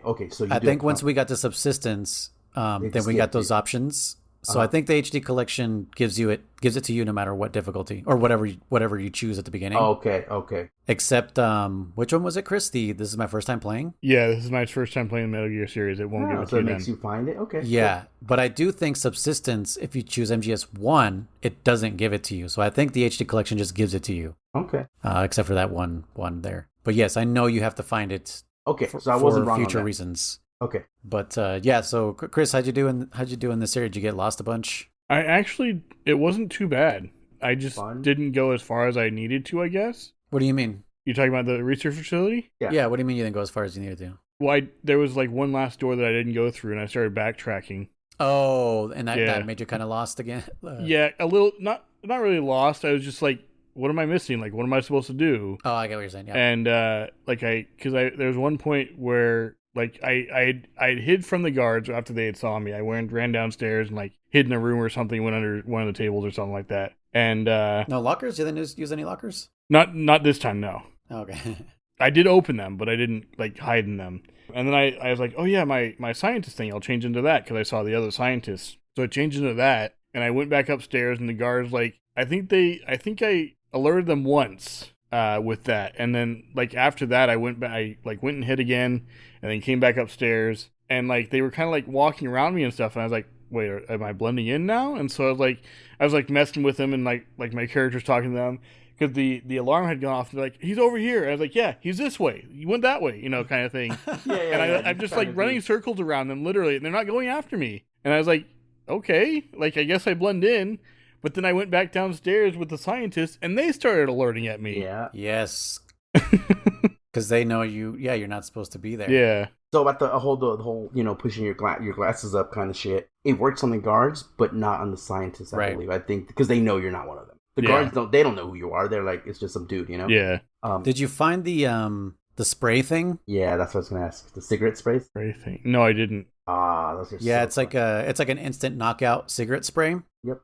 It doesn't look like that in the item thing. It looks like a gadget. Well, you it know looks what I like mean? a case of cigarettes to me. Is that what it looks like? It looks like it looks like a, I don't know. It looks like it does look like a case of cigarettes, but with like a microchip in it is what it looks like. No, that's a hinge because they used to have cigarette cases back then. Oh, a cigarette. Oh, like a case. Yeah, a case, like a tin or like a metal tin, case. yes. Where you put before they sell them little cardboard boxes. You used to like put them in a little case. That's right. You used to go to the store and be like, "Give me 10 cigs," and then you put them in a little thing. Dude, for a minute, I used to have one of those like metal cases for my cigarettes. Yeah. When I used to smoke way back in the day, especially when I was like super into fucking Fear and Loathing in Las Vegas. Because I was him for Halloween one time. Like I actually shaved my head and like gave myself that little cul-de-sac. I got the exact same aviators, the same. I was even smoking the exact cigarettes he was, which are Dunhills, and got the cigarette holder because if you get that cigarette holder, no cigarette fits in there except Dunhills. Really? Yeah, for some reason, because I looked everything up. I was like, what is, I want this costume to be perfect. But then I had that tin because I didn't want to lose my cigarettes, even though he doesn't use a tin in the movie. But I was like, this makes me look cool. That's what it is. It's an actual case. Yeah. But nowadays I'm like, you look stupid when you smoke cigarettes. Except for Snake. Yeah, I guess. No. Well, no, this Snake looks good with a cigar in his mouth. With cigarettes, he just, I don't know. They're always, I don't know if you remember, but I think is it in this one that the cigarettes look limp? Or is it just me? I don't know nothing about no limp cigarettes, I'll tell you that. Okay. Not that I remember off the top. Okay. But there's also a handkerchief. Yeah, so I got the handkerchief. Yeah. Okay, nice. like the That was chloroform fun, handkerchief. Yeah. Yeah. So that's good for the scientists, so that if you catch them before they alert, Okay. you could just use that and they just pass out. Yep. There was also one time I turned on the alert system for myself. So Yes. I wrote that note. You can set it off. But was it an accident, or were you like, I wonder? it was It was one of those like double press kind of things. Okay. Because I pressed the button, and you know how it takes time for the alarms and stuff to kind of fade out. Mm-hmm. Yes. So I had done that, and it started fading, but I didn't like really catch on. So I pressed it again, and it was one of those things where like I remember I pressed the button, and I waited like just a second or so, and I was like, it's not turning off, so I pressed it again, and it was then that it started fading, and it was one of those things where a million miles an hour in my head is like, oh, it was going off, and I just clicked it again, and then it went on again, like, there's an intruder, he's over here. Oh my god. Oh yeah, and then they won't even like. Yeah, if you're still disguised, they won't know where to look. Yeah. That's awesome. I'm glad you did that. Yeah, I remember. So that I was gonna say that jail cell area. Did you finally get bit by a spider? Yes. Okay. Yeah. It's like Cobalt, it gets me tarantula. every time, dude. It's right there on the wall. Yeah, it's like, ooh, a spider. Ow. It got me on the floor. It was on the floor, and it fucking There's bit a me. couple, yeah. God damn it. By the But- way, man, that would fucking suck and hurt getting bitten by a fucking tarantula, dude. Tarantula, yeah. Yeah. Not even a It's- spider. It's really not that bad. I had a tarantula growing up. I was never bitten by it, but Oh, hell. like I've heard stories that it's about as bad as a bee sting, pain wise. Well, some yellow jacket bites are fucked up. Like Well, yellow jacket's not a bee sting though. Well, no, dude, no. Yellow jacket bites, they have venom in their mouths too. I know, yeah. Like it shoots up your arm, dude. Yeah. But Like, it's awful. I'm just saying, like, a yellow jacket is much more dangerous than a bee. Yeah. Yeah. Oh. I don't know what we're arguing hate about. yellow jackets. I don't know either. We're I talking don't about know. tarantulas. Well, Yeah. because I was comparing Well, you're saying tarantula it's- bites to bee stings. Which I doubt, man. Those mandibles are huge. They're not that big. You know what? They really They're are. Considering huge, you but- didn't get bitten by a tarantula and have heard stories, I'm gonna. Okay, okay, but because I owned one, I know they're not that big. Yeah, but you've never been bitten by the one that you owned. Okay, all Here's right, the fair thing. enough. I think they're fucking bigger than a bee stinger, right? Yeah. Yeah, but the it thing doesn't mean that's- they're gonna hurt more. That's what I'm gonna say. So I'm saying, are they Okay, so bigger than a yes? But maybe they just don't have the same like jaw, if you will, or the pound per square inch PSI. Well, okay, so here's what I think it would be. I think it would hurt more initially because the mandible is bigger and it's a bite, right? So it's squeezing. I think long term, the bee sting obviously will hurt more because the venom, and But plus you have tarantulas to. have venom too, don't they? Yeah, Oh, okay. Well, yeah, it depends on the tarantula, right? yeah. If we're just talking about like tarantulas that are not like overly poisonous or whatever, it's just the bite. venomous, Thank you, the venom, Mhm. right? 'Cause Poison- poison is eaten. correct. They're digested. Venom Which, is by the injected. way, I did not know that. Many years ago, a friend of mine told me that, and I was like, and let's just say this is a friend. Oh, it's the one we saw Dragon Ball Z with Kriss. Yeah, Um, I kind of thought when you said that. He's a nice guy. I love him to death, but sometimes he reminds me of what's his name? Lenny from George. Which way did he go, George? Enough where like there's stuff that I was like, what the fuck's wrong with you, boy? But yeah, this one time he was just like, I don't know, I said venom or poison, and he was like, oh, it's the other one. I'm like, what? What's the difference? And he goes, you don't know? I'm like, no. He's like, you don't know? Like it was his like, I know something you don't know moment. And I was like, what's the difference? And he told me that venom isn't just injected, poison is eaten. I'm like, oh, Yeah. okay, I know that. Thank you.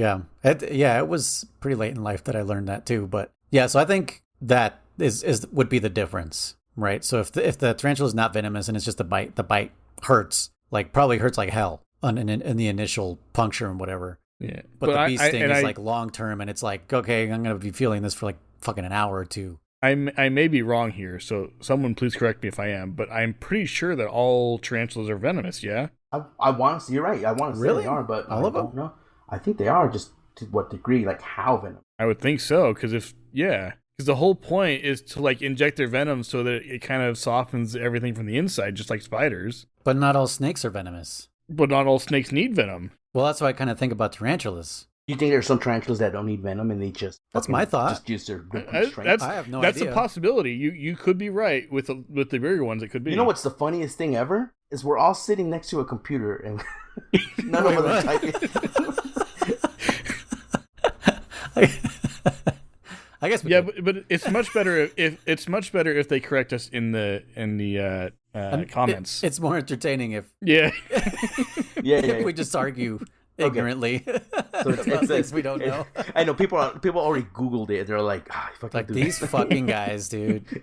Oh just my like God. just like Noise, you're gonna appreciate this one. When we were talking about the different types of wyverns and stuff, Oh, and I okay. said there was only 2 snake wyverns. Oh my God. And The comments are still coming, dude. I didn't include Remobra, who is not a snake wyvern. I don't believe he is because he's got wings. But anyway, But also, we weren't talking about what they're classified in the game. yeah, We were talking about the skeletons Exactly, that the model yeah. uses. yeah. That's what people weren't getting, which, whatever, you guys. Who gives a fuck? But yeah, I saw another comment that came up like a week or two ago, and I was going to tell you about it, and I forgot. Oh no. But I tried to at you on it, but it didn't let me. Oh, okay. But I'll yeah, check that out. I was just, all I'd said was like, something like, Kriss would love this comment or some shit. Because, yeah, it was another Remobra comment, and I was just like, get over it. Or read the comments. There's not that many. It's not a super popular video. You know, we got like 20,000 views and less than 100 fucking comments. So you could read through all of them. Yeah. It's fine. But yeah, no, it just cracks me up that it's not even what we were talking about. We were talking about classification. We were talking about the 3D model Yeah. of the game, like the technical part of the gameplay. Anyways. So hold on. So first and foremost, Google says all tarantulas have venom. Oh, okay. So there's that. And then second of all, I think we got sidetracked before I can mention this. There is no scientist. There is no dead scientist. Not one dead scientist. And the crawling over the snare, even going slowly, will not trigger that blue Oh yeah, you were saying that, point, yeah. and it'll set it off without snaring you. So yeah, So there's no scientists. Nope, not one. Now, here's the funny part. During one of the codec calls, they still mention this. They're like, oh, why would they want to, like, we're deep in enemy territory. Why are there traps here? And they bring up the point that they're testing them because they're supplying or backing up, low, what do you call it, third world countries or whatever, Yeah. So they got to come up with, logical solutions for traps or whatever you want to explain it. And then 2, they bring up a dead scientist. They're like, oh, it looks like that guy got, poor. It was there to keep the scientists from trying to run away or something. Yeah. But there's none here. They censored it 100%. We should look it up later on. I'm not Googling it right now, but there's none. They're gone. What the fuck? But they kept the group.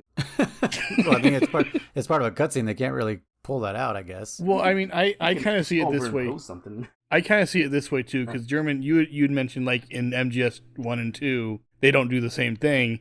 But keep in mind, that perspective is from the good guys, right? So yeah, there's still some like sexism going on, like, oh hey, I like the way you lock, and you can't be a soldier because whatever, and whereas this is a bad guy is the one that's feeling her up. True. So obviously True. he's not going to care, and he's going to take advantage of her or have his way with her or whatever. We're supposed to see him that way as a bad guy. Yeah. Okay. So, But then why not see the dead bodies? Because that would show us that these guys are evil sons of bitches. because even I think back in MGS1 and the way that Liquid Snake talks about Meryl, he kind of objectifies her. He didn't like sexualize her per se, but he's like, oh yeah, we have her, and ha ha ha.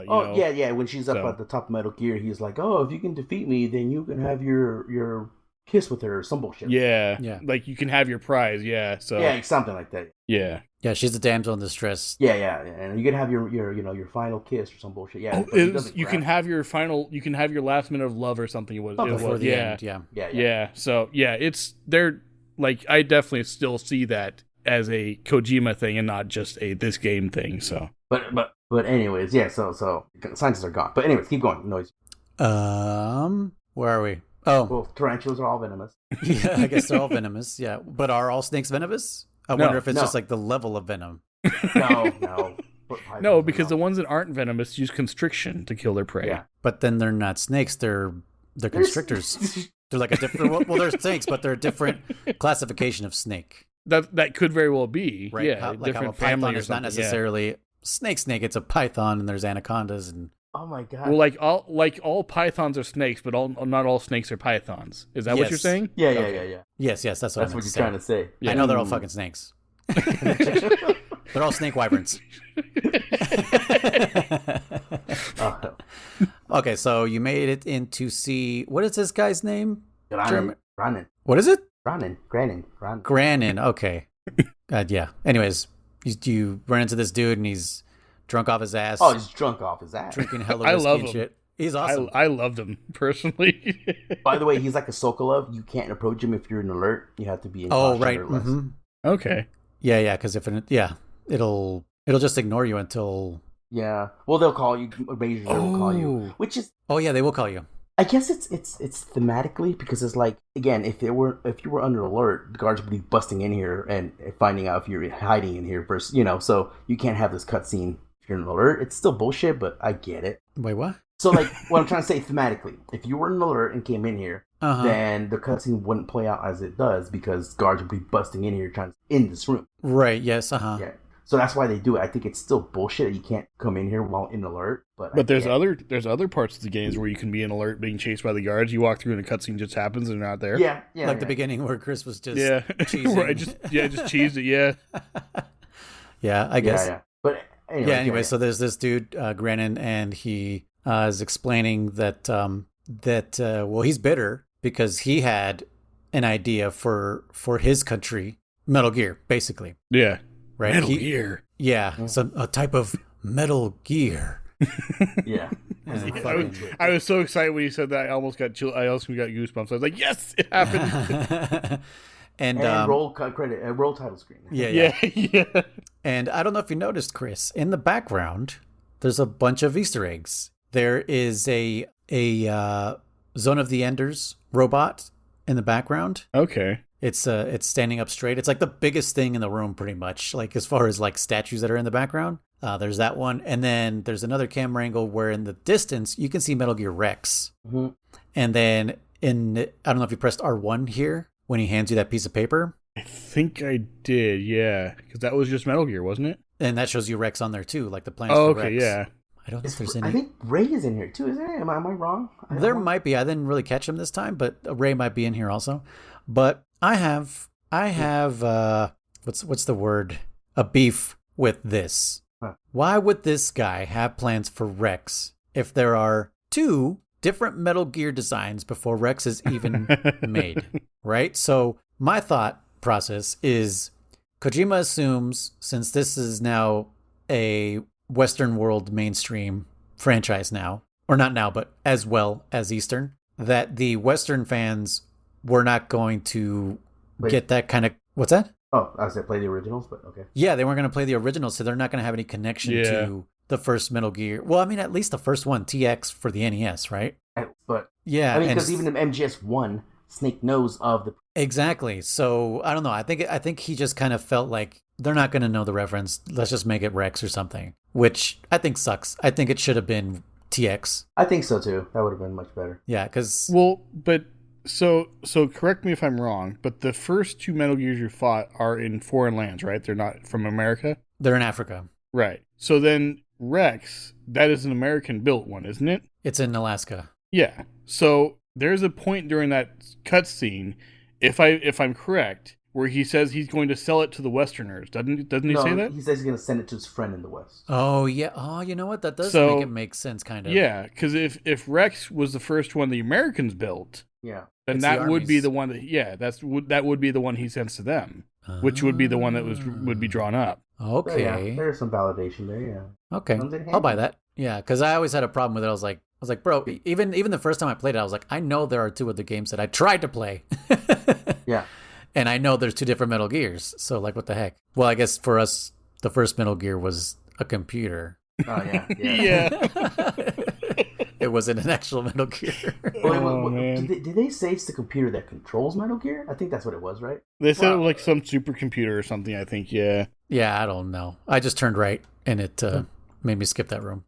Because I didn't have enough rockets. That's right, yeah. I was like, fuck, I didn't bring the rockets. Turn right. No, it was grenades. Oh, whatever you No, need. it was C4, wasn't it? It was C4. Some kind of explosive. Yeah, you're right, C4, yeah. Yeah, something you need to do it in a specific order, yeah. Yeah, and it's like, oh my god, I have to backtrack to get all this stuff? Well, for MSX, for Metal Gear NES, no, I'm talking about the NES one. Yeah, no, I'm telling Kriss, there was an order for the legs, but in the computer, it's just whatever. Yeah, I think in the NES one, you could just do rockets. Like, you could just shoot the stupid thing. It doesn't do anything. There's nothing in the room defending it. Oh. It's like the most worthless battle. It's so bad. That's why it's just like, why even fight this thing? Just turn right and glitch the game and get credits. Anyway, so yeah, he coins the term Metal Gear, and then he's like, he says that the future of like weaponry, is bipedal robots or whatever, and he's like, look at these, and Snake's like, hey, nice shoes, bro. Yeah. I love He's like, that no, scene. not my shoes, my legs. Because he's talking about like the missing link between apes and humans, and stuff like that. And what's funny is like recently, since I've been watching the apes movies, and I listen to other podcasts and stuff, and how we always kind of think about that, like the apes and humans link. It doesn't exist. That's why we can't find it. Like, we just evolved. Like, we didn't evolve from apes. We evolved separate from apes in a likewise mutation, right? So like that's what I gather, because it makes sense. Otherwise, we would have found that link already. Yeah. You know what I mean? We've found links between fish and freaking lizards.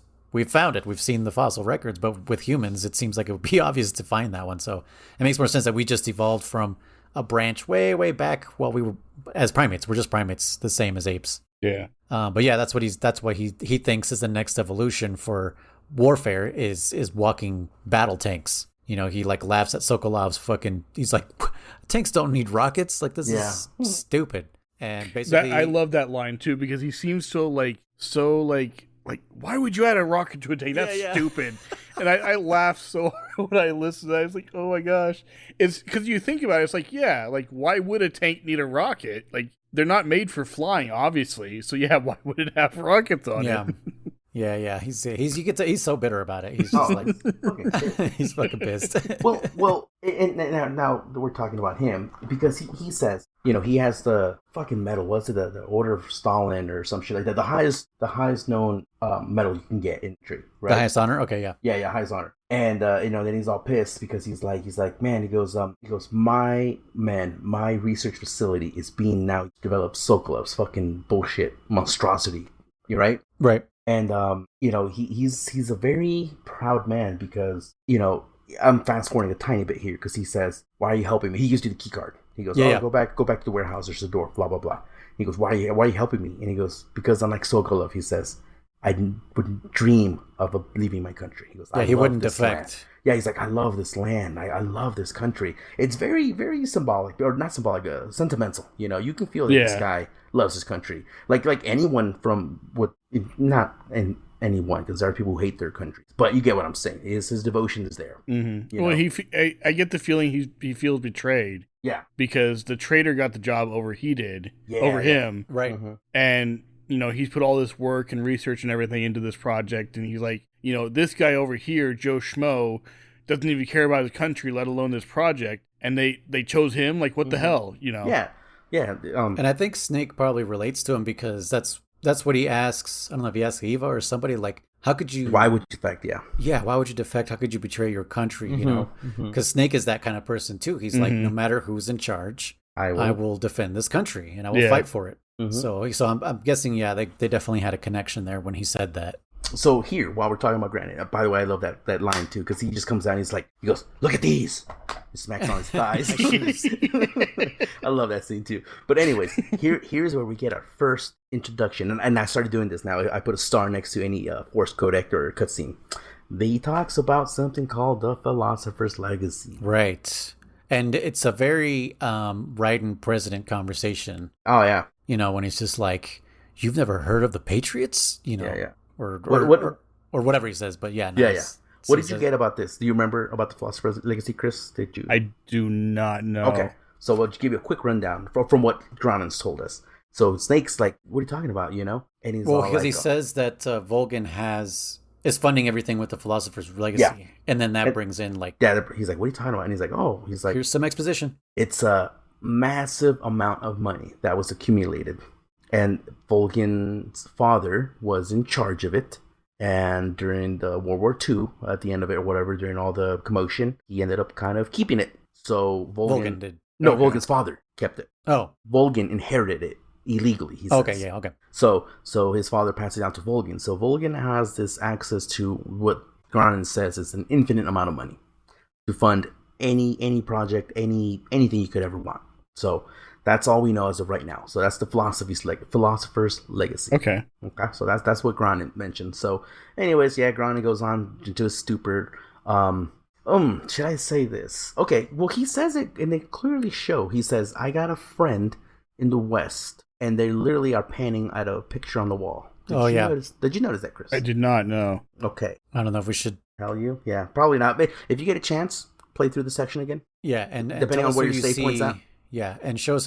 Yeah, because Chris said he hadn't had a chance to go through there on normal again. Mm-hmm. Yeah, that's right. So if you get a chance, just the picture shows up in the background a bunch of times, but as during he says that scene, when it literally like focuses on this picture. Yeah, a he friend says, in the West. A friend in the West, and it's Groundon and this other guy, and tell us who you think this other guy looks like. Basically. I think I vaguely remember seeing that. I cannot picture who it was, though, so I'll rewatch that, yeah. Yeah, well, either that or watch the cutscene if you can. I mean, I'm watching it on fucking YouTube right now, so... Yeah, yeah, I guess you could do that.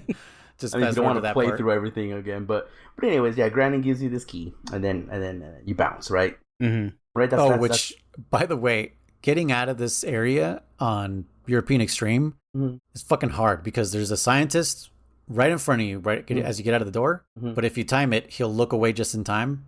But then you head south, and there's another scientist sitting, facing directly at you. And getting past this guy is fucking impossible. Like, so I actually had to start darting scientists to get out of this place. Because I was, after you said that you can just leave soldiers on the ground, I was like, wait a minute, this changes how I played the game. Because I was always like very reliant on darting everybody. Yeah, and then trying to get out of there before they wake up or something, right? Exactly. And now, because like I said, I didn't actually play all the way to the pain. I was actually, where was I? I was one screen before where you get the snow face paint with where the helicopter is. Mm-hmm. That's where I started my gameplay today. So I was like, okay, let me do it in this area. And yeah, I just started holding everybody up, taking their shit, interrogating them, dropping them on the floor, and just freeze. And I just walked around and did everything that I wanted to do. And I was like, oh my God, this is like, not to look too far into the future, but it kind of does a thing that the future games does. Right, German? No, I'm trying to think now. Where you kind of eliminate enemies without killing them. Oh, yeah. And are free to like run around. Yeah, honestly, yeah. So this is kind of like a demake of all that shit without the thing. Yeah. You know what I'm talking about? I do. But yeah, once I did that, I was like, oh my God, this is like I'm playing those games, but I can't believe it took me 20 years to do that. To actually do that, because I always thought like they were going to get up. Yeah, again, I know I did it back in the day. I just don't know to what extent would I do it, Yeah. But that picture I sent you about the Russian box starfish. Yeah. I will be honest, it's not the first time I've done that. Yeah. It's not the first time I've lined them all up in a little circle and just stood in the middle. Yeah, which I don't know if I could have done that in this area in the research facility with those soldiers. I didn't want to risk it. I was like, dude, I'm already like, I am rushing to get to this freaking checkpoint, because it's like Kriss finally like at 6:00 texts all of us and is like, we're on for 8, right, German? And I'm like, oh my God, they're actually going to show up on time today? Fuck, I gotta hurry. I just responded, and I didn't know you didn't respond. I'm like, watch, today we're just like, can we push it till 9? I almost did. I was like, oh my God, I might have to push this till 9, especially after. We'll talk about this when we get to the end. Okay, this one thing happened to me, and I was like, are you fucking kidding me? Anyway, so you got to backtrack now, which isn't too bad. Okay. No. Right, the areas are small. Yeah. Okay, hold on. Yeah, go ahead. Well, can I touch it? Okay, so this is the zone. So there's a camo here. I hope you found it, Noise. There's a camo here. It's on the 2nd floor in the bathroom, and you actually can't open the bathroom door. You got to break it down. Oh, yeah. By the way, there is a food storage upstairs, too. Anyway, it's the fly camo. Oh, fly, yes. Mm-hmm. Now, Chris, a while back I mentioned there was this camo that was pretty damn powerful. Noise. This camo is pretty damn powerful. Do you know why? I have no idea what it does. Oh, man. So Chris, it's called the fly camo. Okay. And it's like yellowish, like a piss yellow. And it's got shit all over it. Because now you're probably in the bathroom. And what it does is, this one I'm not 100% sure anymore because I don't remember. But I want to see if you're wearing this camo. By the way, the index is horrible. So you don't use it really to hide. Yeah, because it's bright fucking yellow. Yeah, but I'm 99% sure if you grab an enemy while wearing it, you will drain their stamina. Not like absorb it, just drain them, knock them out faster. Okay. If you're crawling in the bushes or in the tall grass with it, and they suspect you're there or some bullshit, like, huh, what's that? They'll get close to it, and then you stink. So like, ooh, they'll get a, nope. They'll walk away. They'll walk away from you. Another thing you can do is if you're actually holding up a guard, and again, you haven't done this too much yet, but I've done it a million times. through because me sucking back in the day. But if you're holding a guard in CQC, you can shoot with your other free hand, right? So the guards won't want to shoot their fellow friend, right? So instead, they'll actually pull out their knife and come at you physically. It makes you pretty much immune to this because as a byproduct, they get close enough to you and then they get stunned by your stink. They don't want to get near you. Yeah. And so they'll just like, woo, you get this weird like sound effect, like woo, woo, woo. And like they're like waving their hand in their face. So you can literally, like right now, since I've destroyed all their ammo supplies or whatever, they have like no more ammo to fight me.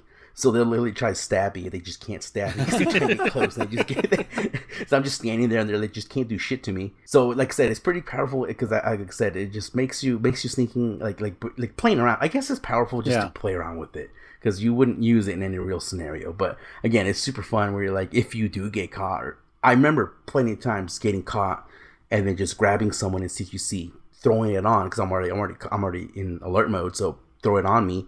And then they try to stab me, and they just can't. So then it lets you easily pick them off one by one, by tranking their face or whatever. And then I could just picture it in my brain how like they're getting close and they run away, getting close and run away. You just stink. So I think this, like I said, I love this camo. I'm pretty sure it comes out later on too. But the point is, this camo is fun.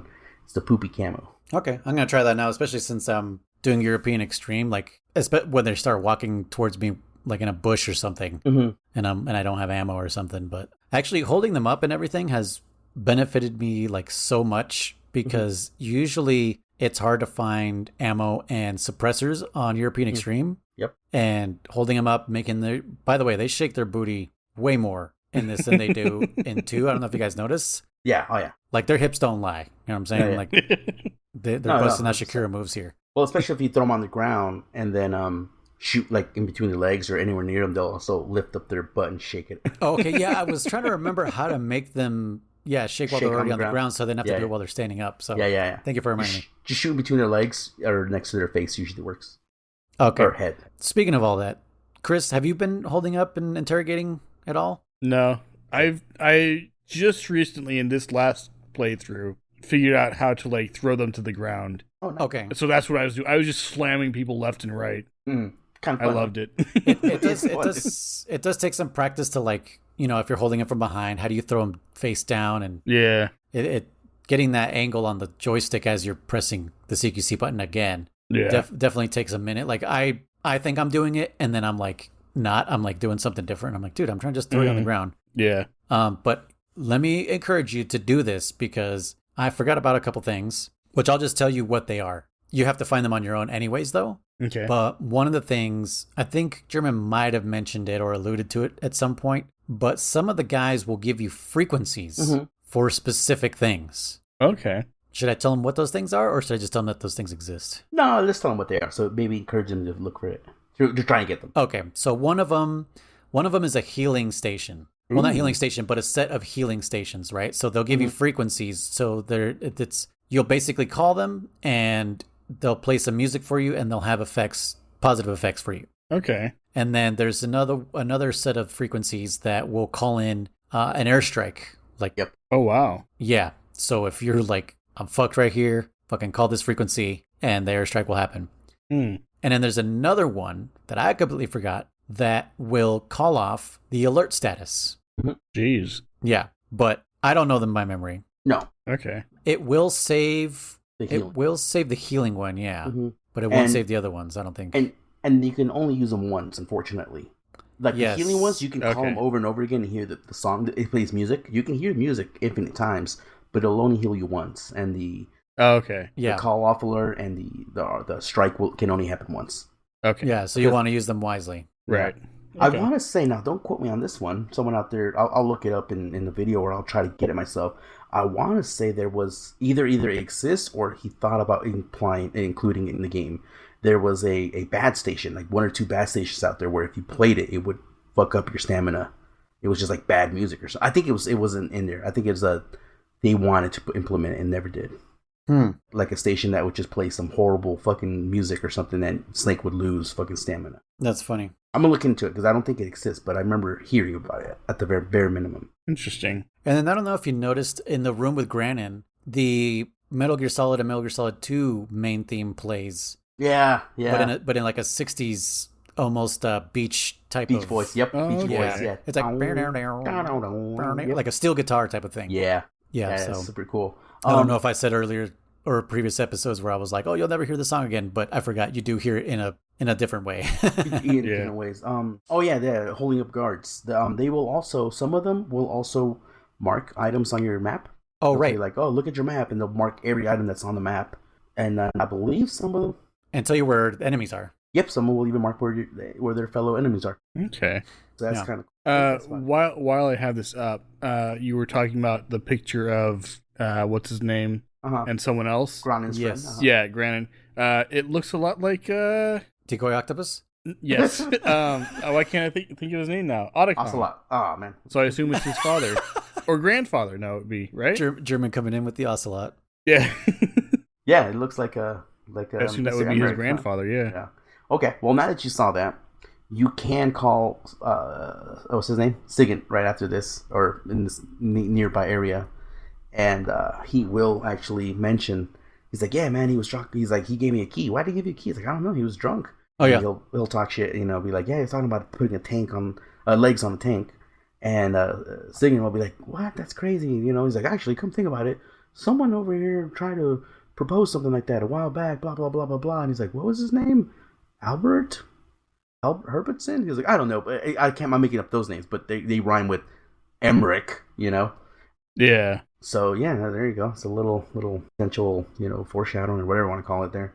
Okay. Yeah, because I do, now that I see that, I remember seeing that in the cutscene. Mm-hmm. And I was like, oh, that kind of looks like so-and-so. And I just didn't even take note of it. Mm-hmm. Yeah. So, but yeah. It would be the father, because this is 1962 or whatever. Yeah, but Four. he's pretty old at this point. It looks like. Okay, first and foremost, Ocelot. Son of a bitch, that was 100% not God, you were ready with that one. Shit.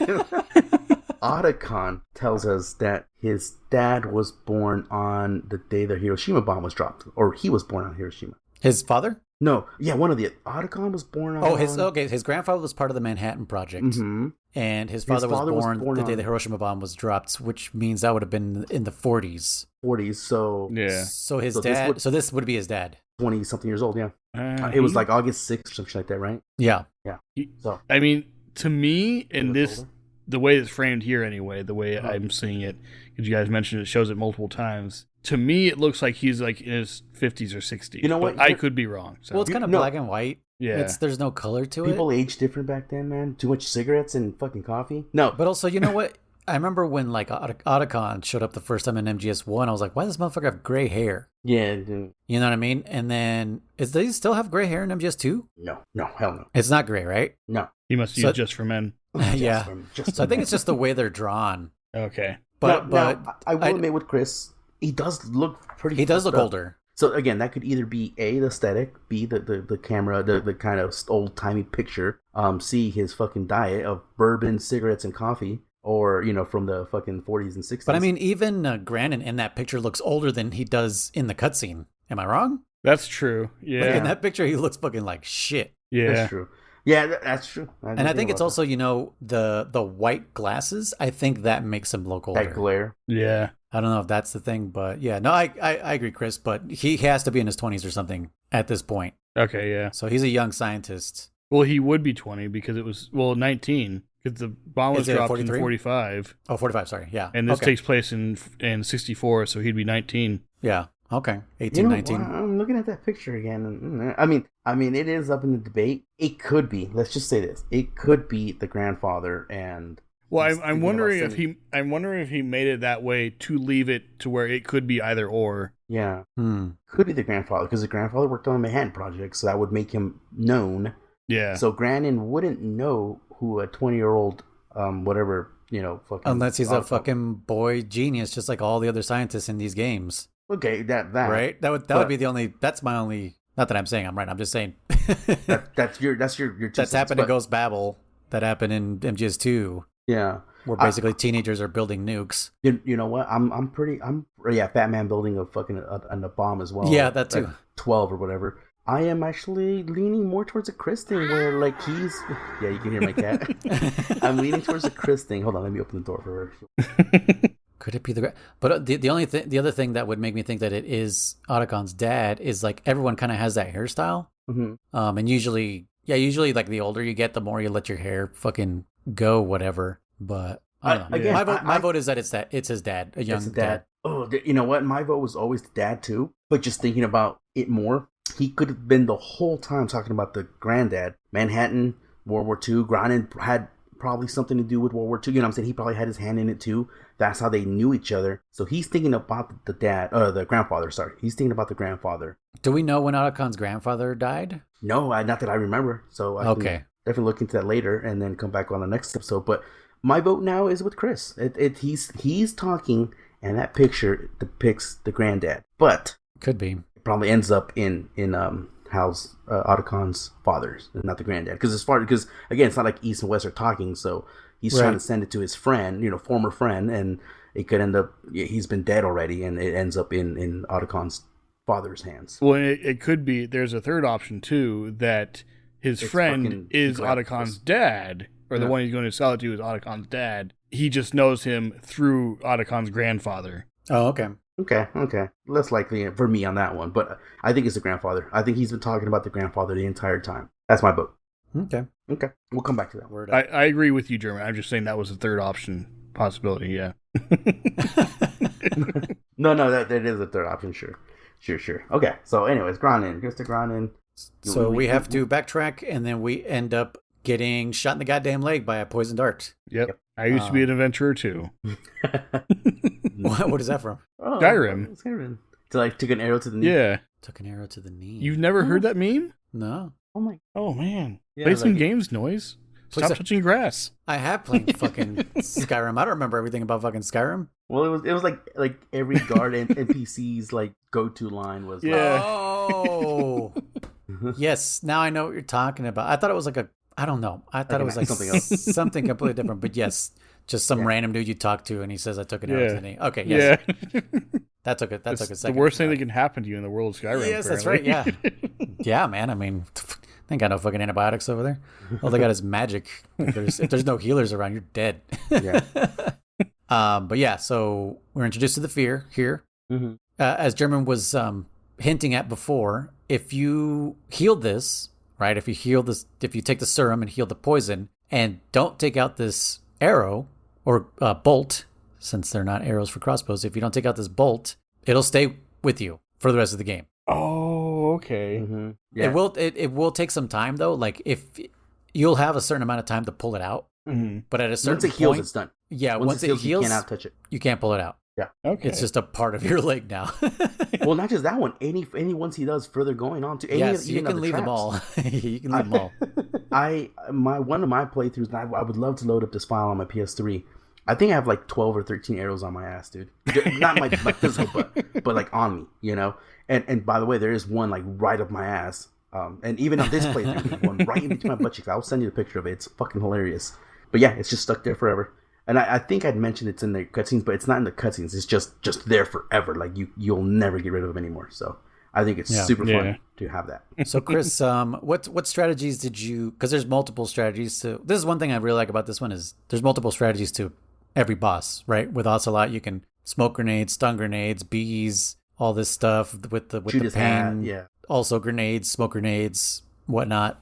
Mm-hmm. So with the fear, what was your strategy? I just kind of waited for him to stand still, and I would use the AK.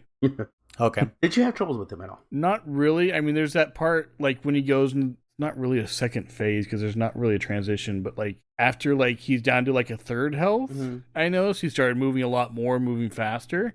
I had some trouble keeping up with him, but otherwise, again, I was playing on easy, so it wasn't too much trouble. No. Did you notice he hunts for food? I did notice at one point, that he stopped, and I like heard a weird noise. I was like, "What is going on?" And I think I found him at like the tail end of it. Oh, of him eating something, yeah. And then he started crawling up again and was jumping around again. Yeah, he gets stamina back. Sure. Okay. So one thing I noticed in the cutscene is that he dislocates his elbows. Yeah. Yes. For no reason, because when he climbs up the tree, his elbows are normal.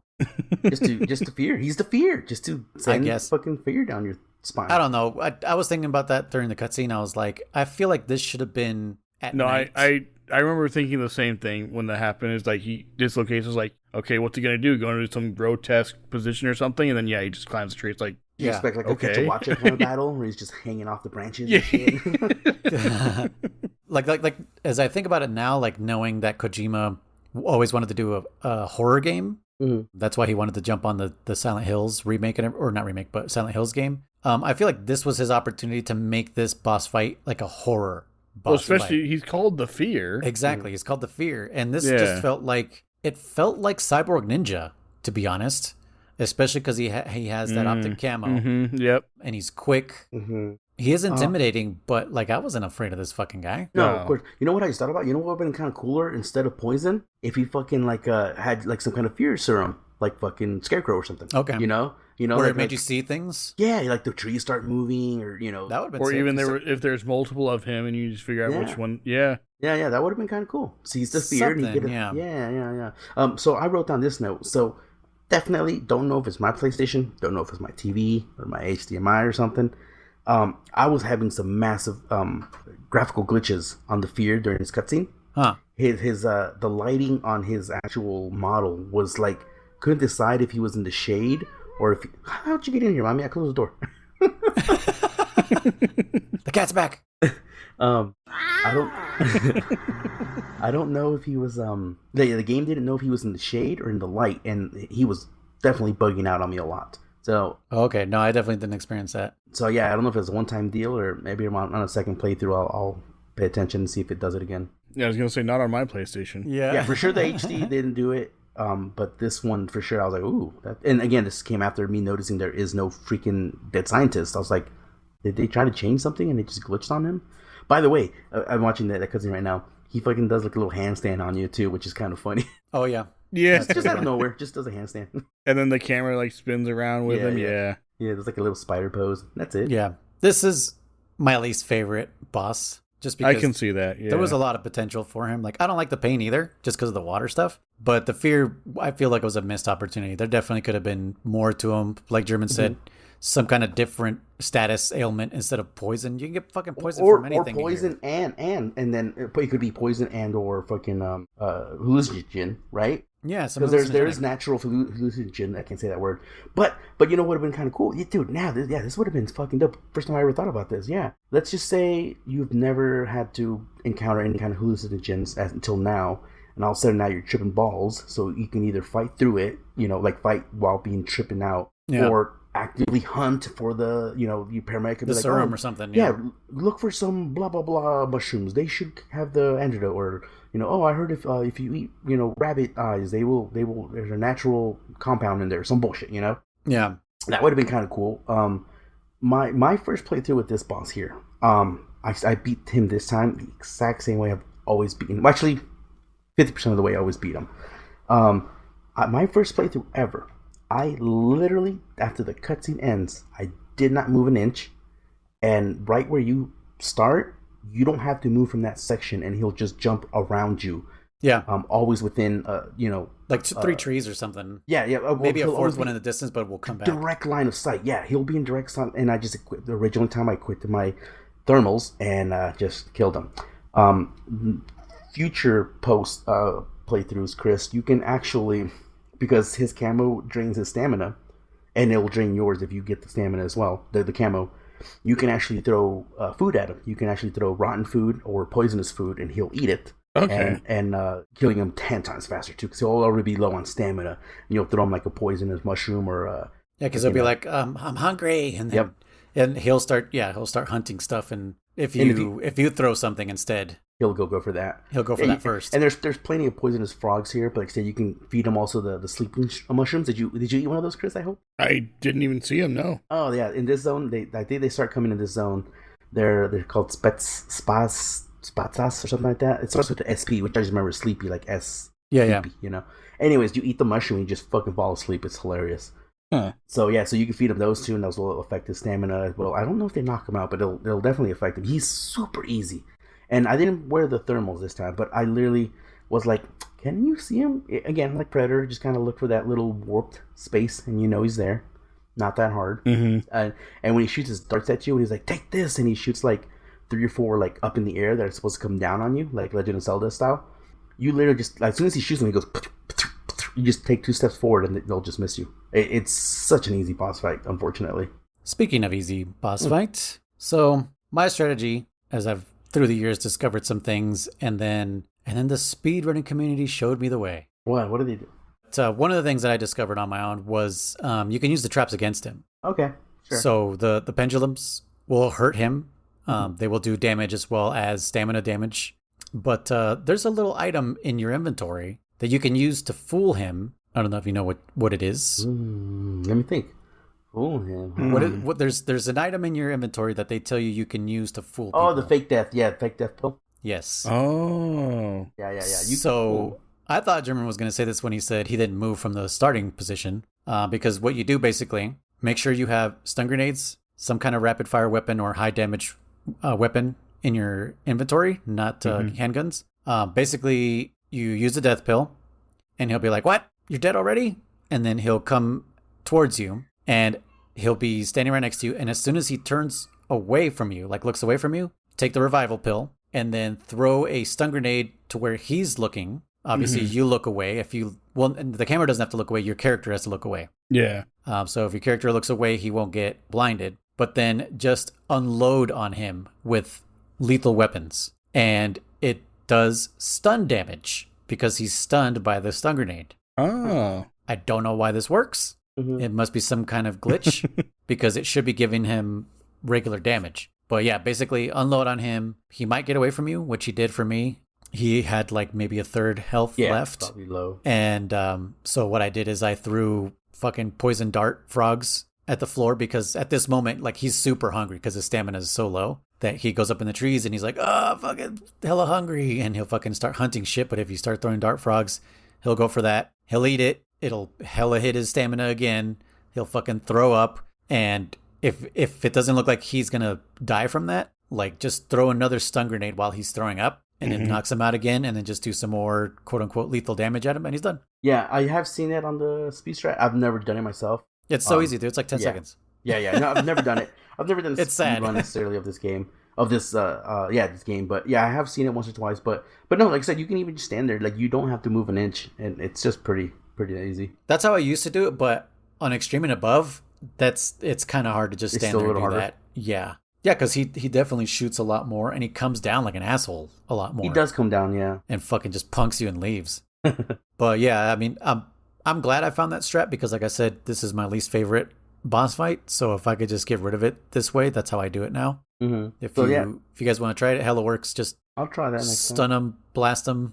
But yeah, just using that revival pill, I was like, what? Yeah. Like, I've used the revival on him, thing. but I never did that strat. I've used it in one of my playthroughs many years ago to see who I can fool and who will not and whatnot. But I didn't know you can stun him and then because my initial strategy was like, what if I use the revival pill near one of the traps, and that's how I discovered that the traps will hurt him too. Because he'll come by and then I get up and my body trips the trap. But and then it hits him. Yeah, I got some iframes and I got to run away hella fast. But on European Extreme, it doesn't do enough damage. No, probably not. So yeah, the stun thing. You can get him to traps. Again, what I would do, I didn't do it this time, but I did 50% of it. Like I said, I would get a bunch of frogs for this section right beforehand, right? Because I know what's next. When the boss fight starts, I just stand still and I shoot him with the fucking the M22. And then I throw a bunch of frogs all around. He'll go eat them, and he dies pretty damn quick. You know, like he's pretty sad. Kriss, anything you want to add to this boss fight? Anything fun he did, or anything that he get you with? Did you heal the bolt at least? I did. Yeah, I healed the bolt. I mean, other than him sounding like Cobra Commander, no. Yeah. but yeah, so I do like the way he dies. You know, he kind of like he's all in the air with a bunch of, I guess, vines or some shit, and he's like, it is a little weird. He's like, I see it, and then you get a bunch of like screaming voices. By the way, it kind of reminds me of Psycho Mantis. You know, a bunch of you can hear like some kind of screams in the background of the little music. Very stock sound. Yeah. Screams. Yeah, and he just blows the fuck up, by the way, which shoots arrows everywhere, which I was like, damn, why couldn't that been one of his regular attacks, you know, just shooting arrows everywhere, you know? Just a seething Beetlejuice attack. Yeah, exactly. But yeah, he shoots a bunch of arrows, right, and you dodge them. I kind of appreciate that as his final attack, though, because it's like, it's his, what do you call that? His goodbye, I guess? His final attack, or, I don't know, I had a word for it, and I can't think of what it was now. His last hurrah? Yeah. kind of like Well- like I'm going out. I'm going to try to take you with me, kind Sure, of thing. sure. No, I mean, That's like, what the Predator does. He fucking yeah, right. That's he the- sets the off his bomb. own mini nuke. Yeah. Which, well, okay, maybe not to that scale, but I wish there again, just because like again, you can literally dodge his bolts without even dodging them. It's so fucking sad. But anyways, he blows the fuck up, right? He blows up. Now, I think this is the first time you can make a phone call or a radio call, and I called Major, and you're asking like, Major, why do they keep exploding? Did you guys call at all? Did Chris? I didn't know. You didn't? No, Not at all. Okay, but they're you can like they're like deadlocked or something, aren't they? deadlock. Or sorry, not deadlocked. They have like a dead man trigger on them. Yeah. So what it is? So you can trigger it any time after the fear. So fear, you can do it on the end. You can do it on the next boss fights, because that's when he says like, Major, why do they keep exploding? And he's like, Siggins, take it away. And pretty much, yeah, it's Siggins says that must be part of their calling card, if you will, or whatever. And he says, I heard about it, but I didn't know it was true. And he goes, they all have micro bombs in them because the original force or team they were on, or whatever, they did missions that were so secret, so black book or whatever, that he in Siggins' words, not only were they not allowed to be captured, they were not allowed to leave a body. So that's why they blow the fuck up. And but Snake questions, and he says, but why do they have these micro bombs when they're not on any official mission right now? And Siggins just says like, I don't know, maybe it's just, you know, their way of also, you know, saying good, like you said, just their final huzzah, if you will. Yeah. Which, by the way, when someone explodes from the center, they still leave body parts behind. Sure. Yeah. Yeah. With that said, I don't. They're not completely. What's the word? Vaporized. Yeah, they're not vaporized. No. Yeah. I don't care what kind of microbomb you have. Especially in 1964, there's no way you vaporize with a microbomb. Maybe Yeah. they're being Thanos snapped from the inside. That's what it is. Yeah. So yeah, that's what you get that Codec call here. You can get it here, but yeah, he blows up and a bunch of arrows everywhere. Pretty cool scene. Fortunately, sad fight. Nothing hard. Unfortunately, his camo, Kriss, is called the spider camo, and you have a high index of about 80. Yeah, it's fucking hot. No matter what you do, it goes down to 70 if you're running, but it's even 80 if you're crawling in any terrain, and no matter what, you're 80. Jeez. But it rapidly drains your stamina. Yeah. So you have to keep it. So once your stamina hits 0, it drops down to like 20 or something like that. So Okay. it's a pretty powerful camo, but again, you need a lot of stamina for it. So it's kind of like a glass cannon kind of thing. Like unless you have a lot of honey or a lot of good food, Or hard to use. if you got Ocelot's camo, Uh-huh. it doesn't really matter unless you're attracting people with your stomach rumbles. Yeah. But yeah, you could just switch between Ocelot's camo and the spider's camo because your low stamina makes your aim go to shit. Mm-hmm. But the Ocelot camo steadies your hand no matter how hungry you are. Yeah. And I used to do that. I used to definitely do that. I used to use a spider, and then if I was, or just in general, if I was ever low stamina, I was like, oh, and then you put pause. I'm like, I'm just gonna put the fucking animal print real quick, like whatever. Yeah. Like, why eat food? I'm just gonna put this on. Yeah. Oh, and the Pain's camo is good against spiders and hornets and leeches. Yeah. Okay. So that spider wouldn't have got me if I was wearing that camo.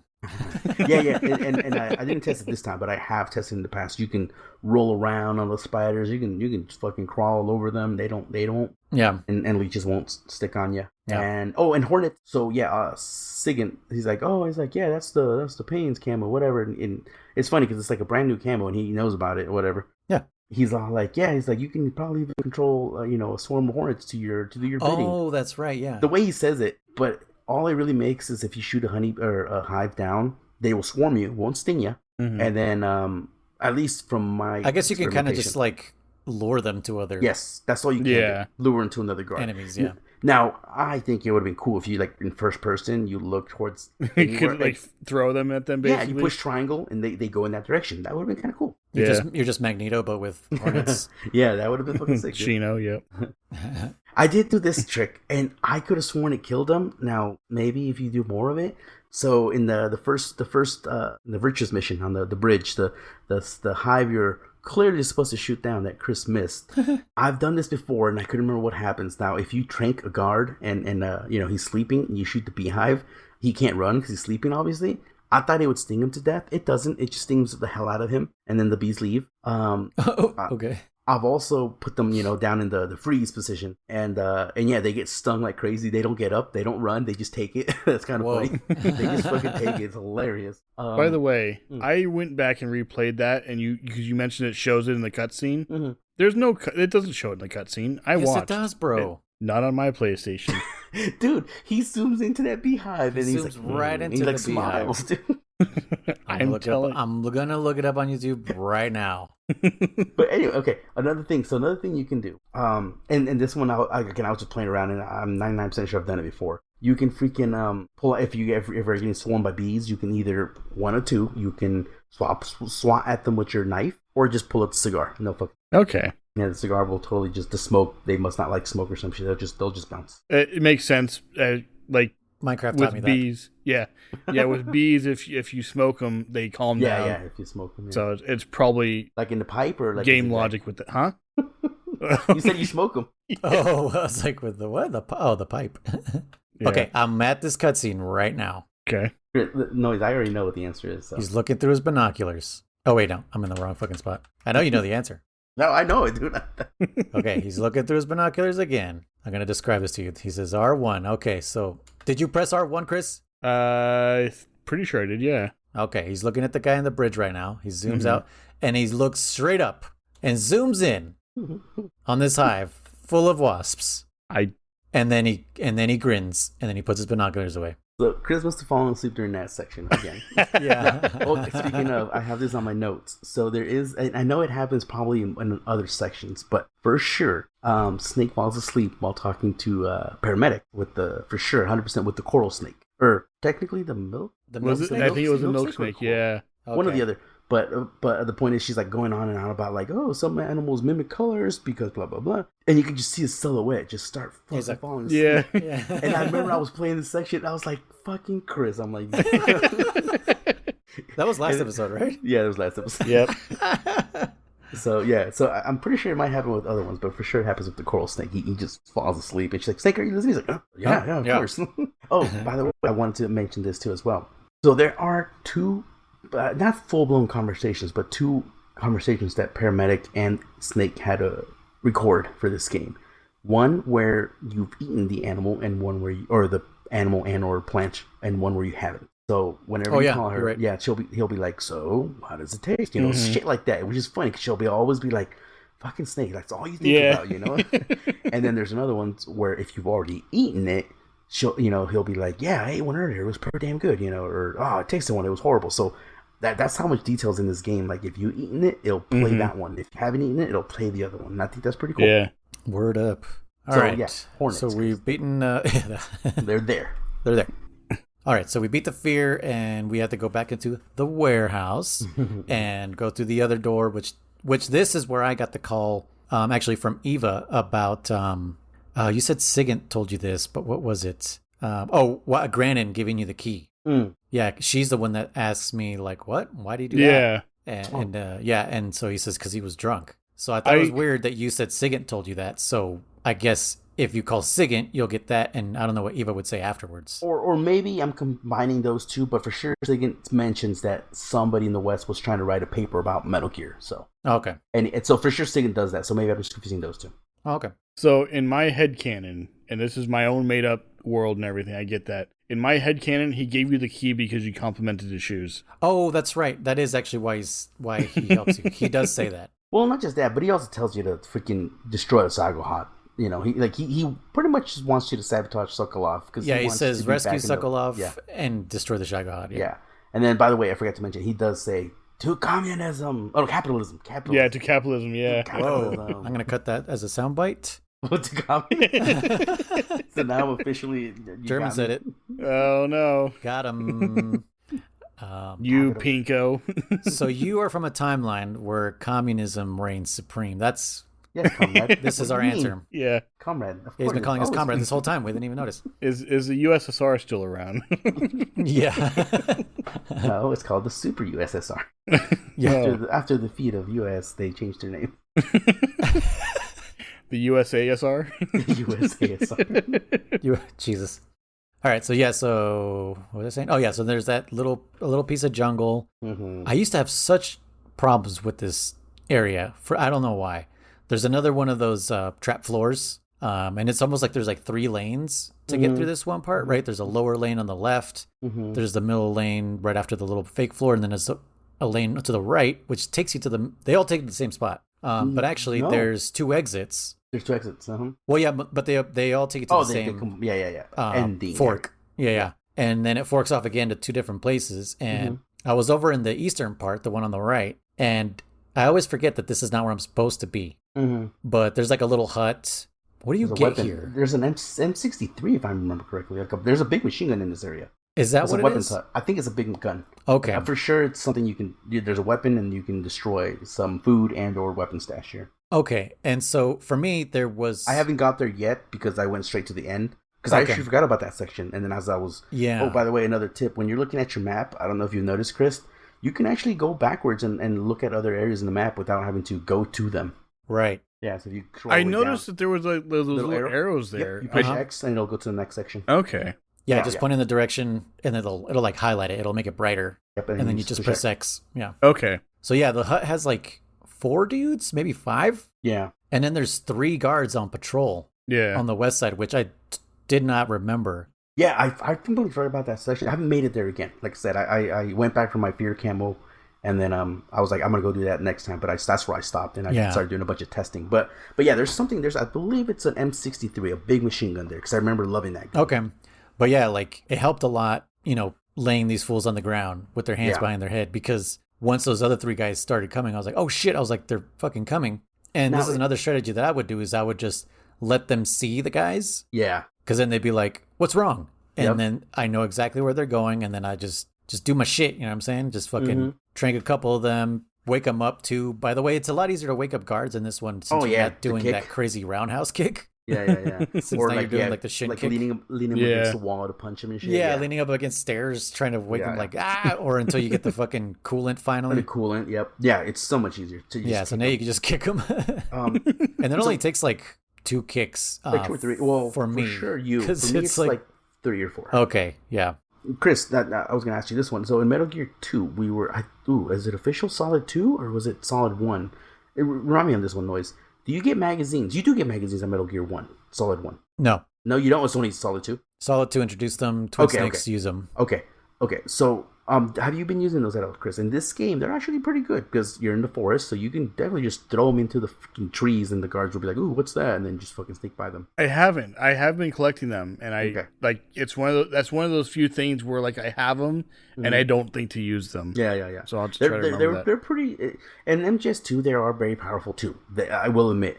But in this game where shit's constantly moving in the brushes anyways, it's nice to just be like, let me throw this fucking magazine over in that bush, and then he'll go fucking in the tall grass, and he'll go over there, and you can just sneak by them. And also, or use it to walk up to behind them and freeze. Yeah, and also if you find in the, I don't know if this is the first place you find them, but in the research facility, there's books. Yeah, you can get some books. You can get them off guards too. Oh, okay, I didn't know that. Okay, so you can use them, books certain again. ones, you can shake them down. Okay, cool. By the way, you can actually get a book in so you can, I didn't write the note, but I'm glad you reminded me. You can get a book off a guard in the Virtuous mission. And again, I was trying to see if there was a 6th page for the boss. And you'll get a codec call with her, or a radio call with her. And she'll be like, Snake, what is that you're holding? And he's like, and she'll be like, you know you're not supposed to be reading. I don't remember exactly what she says, but she's all like, literally she says more along the lines of like, I thought I taught you how to take care of that before a mission or something like that, And then he's like, oh, this is another. Yeah, and so she's all like, anyway, she goes, well, I guess you could use them against fucking, grunts or something like that. Yeah. She's like, yeah, they'll probably be excited to look at it, or something like that. She kind of scolds you for having a girly magazine on it. Another masturbating Snake joke. Yeah. Yeah, she's like, I thought I told you how to take care of that, or without. Yeah, before a mission, fucking rub one out before you fucking go on a mission, bro. What's wrong with you? Okay, well, which think about this. It's not that she says, I thought I told you to take care of that. I thought I taught you how to take care of that. So, like, okay. She taught him how to take care of business. Like, taught him. Right, so this is the part of the mission. Maybe she has a snake where herself. you take one of these magazines. Oh, she what? Maybe she has a snake herself. Oh, my God. Okay, sorry, bad. I pictured something, but I Go on.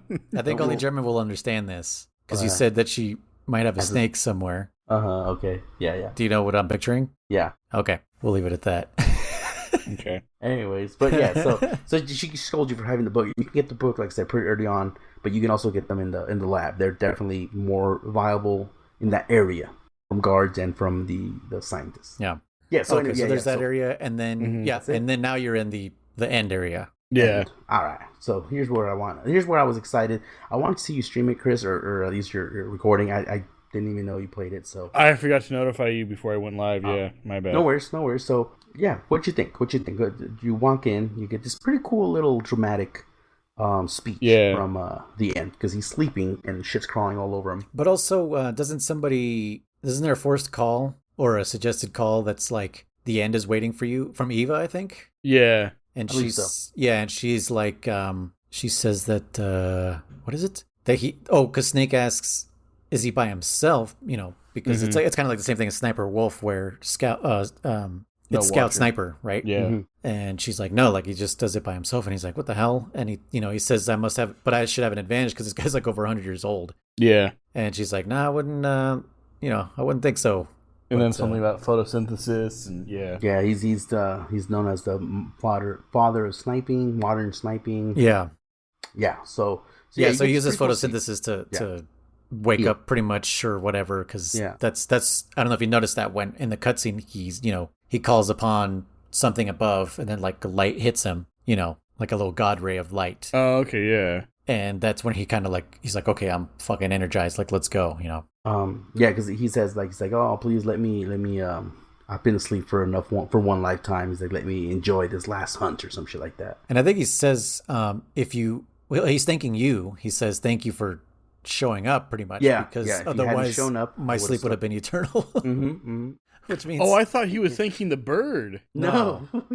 So in my head he was thanking the bird for waking him up. Otherwise Snake would have snuck up on him and killed him. No. Well, the snake does wake him up because spoiler, the fucking bird is his scout. I figured that out. Yeah. That wasn't difficult. But yeah, technically Snake alerted the bird woke up what's his face. So yes, I guess through the bird he's thanking Snake for waking him up. Okay. Okay. Well, also it's symbolic that a snake crawls on his fucking ass right before he wakes up too. But he's not a snake. No, a snake literally crawls on the end. Oh, yes. I didn't know what you were referring to. I was like, what no. I said symbolically also a snake crawls up on him, so it's like... That's true, yeah. Mm-hmm. I always took that as a snake crawling on him, and then the bird lands, and he's like, oh, okay, snake's here, Yeah. So if it was Ocelot, it would have been an ocelot? Would have been a cat, a wild cat, yeah. Okay. I was waiting for it. I was waiting for the sound. So anyways, you get this section here. Kriss, what did you think? I was really excited to watch you play. I hope you enjoyed this battle. It's gone down as like the most epic Metal Gear battle of all time. Not just epic, but everyone's favorite. Like when memorable. Everyone says Metal Gear, they think of Ninja and a few others that probably can't spoil it right now. But like this is on the top 3, Okay. I enjoyed it. Mm-hmm. So like I had talked about earlier, and I don't know if it actually would have worked. I didn't actually go through with it. But one thing I noticed, a lot of times when I would find him, I would be like right next to him. Uh-huh. And I don't know how that happened, where I'd like always stumble up to right next to where he was, and he would throw a flash grenade and he would start running off. Mm-hmm. And I noticed about halfway through the battle that his stamina was pretty dang low. Mm-hmm. So I didn't know, but I kind of theorized if I had done that enough times, he would have ran out of stamina and I would have beaten him that way. Is that the case? No, he'll photosynthesize. Okay. Yeah. He will all of a sudden he'll just be like, he says something. He says something, yeah. And then he'll be like, and then he finds you'll spots. Just see his stamina. Yeah, he finds spots in the map that are exposed to the light, and that's where he goes. Okay. Yeah. So, again, I didn't actually test that. I just, like I said, I just happened to... Good thinking outside the box there. No, you can't. He won't die like that. Now, I was going to say, he will... again, the whole, I should be able to take him out because he's an old man. He fucking runs pretty goddamn fast. I was about to say. Yeah. Fucking Sonic the Sniper. He's spry for an old guy, yeah. So, we'll keep talking about it. I just want to let you keep this in mind. There is 5 different ways to beat this guy at least. Mm-hmm. So one person in my chat did mention And I thought it was a joke at first. They had mentioned, and this was after I beat him, so it wasn't spoilers. Good. They had mentioned that you can turn your PlayStation off, save, turn it off, come back a week later, and he's just dead. Yes, that's what Noise. And at first, I thought he was joking. I was like, "Ha ha, ha, that's cool." He's like, "No, you can actually do that because he dies of old age." Yeah, I was like, he dies waiting. "Oh, okay." Yep, that's one way. That's what you were hinting at, right, Noise? That happened to you? What that I did? He died on you? Yeah. Oh no, that's not what you were. Oh no. No. Let's hear from Kriss, and he'll tell you what happened to me. Okay. So anyway, it was just one of those things. That's how I ended up beating him. Was I would just kind of stumble upon him. Really? And and I don't know how it happened. Like I wasn't trying to do it. It's just as far as I remember on easy modes, it's a lot easier to accidentally stumble upon this fool. Yeah. On European Extreme, or probably hard and above, he'll snipe you before you get near him, and he'll hear you before you get near him. I've noticed on lower difficulties, it's a lot easier to run up on him. But yeah, so I'd run up on him, and he'd do the whole thing like, I see you there, and I'd turn around real quick, and I had my gun equipped already, and I would try to shoot him a few times before he threw his stun grenade. And even a couple times, I would turn away just in time, and I would be able to, I'd actually watch him running off, so I would just follow him and shoot him little bits as he was running. Mm-hmm. But yeah, so it was a long battle, but that was because it took me, sometimes it took me a while to find him. Oh man. Yes. Yeah, so you definitely, you got some kind of a easy, if you will, fight with him. And you did it first try, I'm guessing. Yeah. You Okay. can actually, on your first time you stumble on him, or at any real point, you can throw on some thermals and just follow his footprints. Yeah. Pretty easy, pretty sad. I remember seeing footprints, and thinking like, are those his footprints? And I followed them, and they went to me, and so I was like, okay, those are my footprints. But yeah, that Kriss is running around in a circle. You can track your own. So night vision goggles also show them. Oh, do they? Okay. So I'll go through my first ever playthrough with this one. Unfortunately. Oh, by the way, speaking of those footprints, though, if it's raining, they disappear quicker. Yeah, they do. Okay. Yeah. Because some parts of the map will start raining. My first encounter with him was memorable, kind of like Kriss's, but I didn't struggle. Unfortunately, my first playthrough with him, because I'm pretty proficient with the first person, leans and shooting and all that, I literally kind of did, just went somewhere and he started shooting at me, and then just you can kind of tell where he's at based on where you get shot from or whatever. Yeah. Hide behind a tree and then just poke out and look for his glint in his fucking sniper scope. And then I would equip the SVD or whatever, and then I'd pop out and shoot him. And I just rinse and repeat. Unfortunately, first time playthrough, it was fun. It was cool.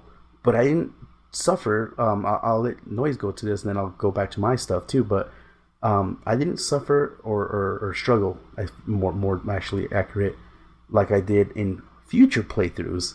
Because unfortunately, I just kind of got lucky, and I ended up beating him using first-person view pretty damn quickly. So, Noise, what were happening to you, or what do you want to say about this real quick? Well, so I kind of, if I remember my first playthroughs back in the day, if you use the sniper, it's a bit easier on normal and below. Mm-hmm. Once you start getting to the higher ones, he'll spot you before you spot him. Yeah, I think it's always because of the glint, or I always took it as this forest is telling him where you're at. The bird's fucking telling him where you're at, so...